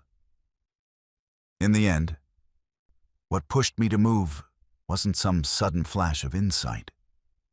It was a noise, a low hum, almost below hearing, that started to vibrate through the frame of the car. At first, I thought it was the engine. Then I realized it was coming from the road. A faint, eager thrum, like something deep under the asphalt, had noticed me stop and was excited about the possibilities. That broke me out of my paralysis. I picked a direction, left, purely because my right hand was slightly more numb on the wheel, and turning toward the lesser discomfort felt like rebellion, even if it wasn't, and I drove. For a few seconds, nothing changed. Then everything did. The light shifted, not gradually, like a sunrise. It was more like a scene change in a play. The sky brightened properly, the colors snapping from that endless gray into a clean, pale blue smeared with streaks of cloud. Shadows appeared where there hadn't been any. A breeze came up out of nowhere, stirring the grass along the roadside. My clock jumped from 6:14 to 7:02 in a single blink. Up ahead, I saw the interstate overpass. It was so jarringly, boringly mundane that it took my breath away. Big concrete supports, graffiti, the rumble of distant trucks overhead, a standard green sign hanging above the re-entry ramp, IXX East, IXX West, with arrows, numbers, exit symbols, all exactly where and how they should be. My GPS woke back up with a cheerful ping, the map snapping into focus, my little icon sliding seamlessly back onto known roads. I merged. I drove. Other cars passed me, horns, lights, all of it so comfortingly aggravating that I almost cried. I didn't leave the interstate again for the rest of that trip, unless there was no choice. I avoided that entire stretch for months afterward, taking longer routes, adding hours to my drives just to keep distance between myself and whatever had happened near that fake exit 23. When I finally worked up the courage to look at a physical map, the confirmation came in cold ink. No service road there, no connector, no exit 23. Just open land. You can call it a fatigue-induced episode. You can say I nodded off and dreamed it at the wheel. Maybe that's kinder than the alternative, that there are places where the infrastructure of our world doesn't quite line up, where the lines on paper and the lines on the ground disagree, and something waits patiently for people who are tired or curious or arrogant enough to trust a new sign over their own memory. But I'll tell you this. Every time you see an exit you don't recognize on a road you know by heart, your brain will give you that tiny, uneasy nudge. Are you sure that was always there? And from now on, you'll hear this story in the space after that question, in the moment before your blinker goes on or stays off. If you're smart, you'll let that moment stretch long enough for the fear to do its job. Because some roads don't take you somewhere else. They take you out of everything you thought you understood. And if you're lucky, they spit you back out again before you find out what welcome back really means.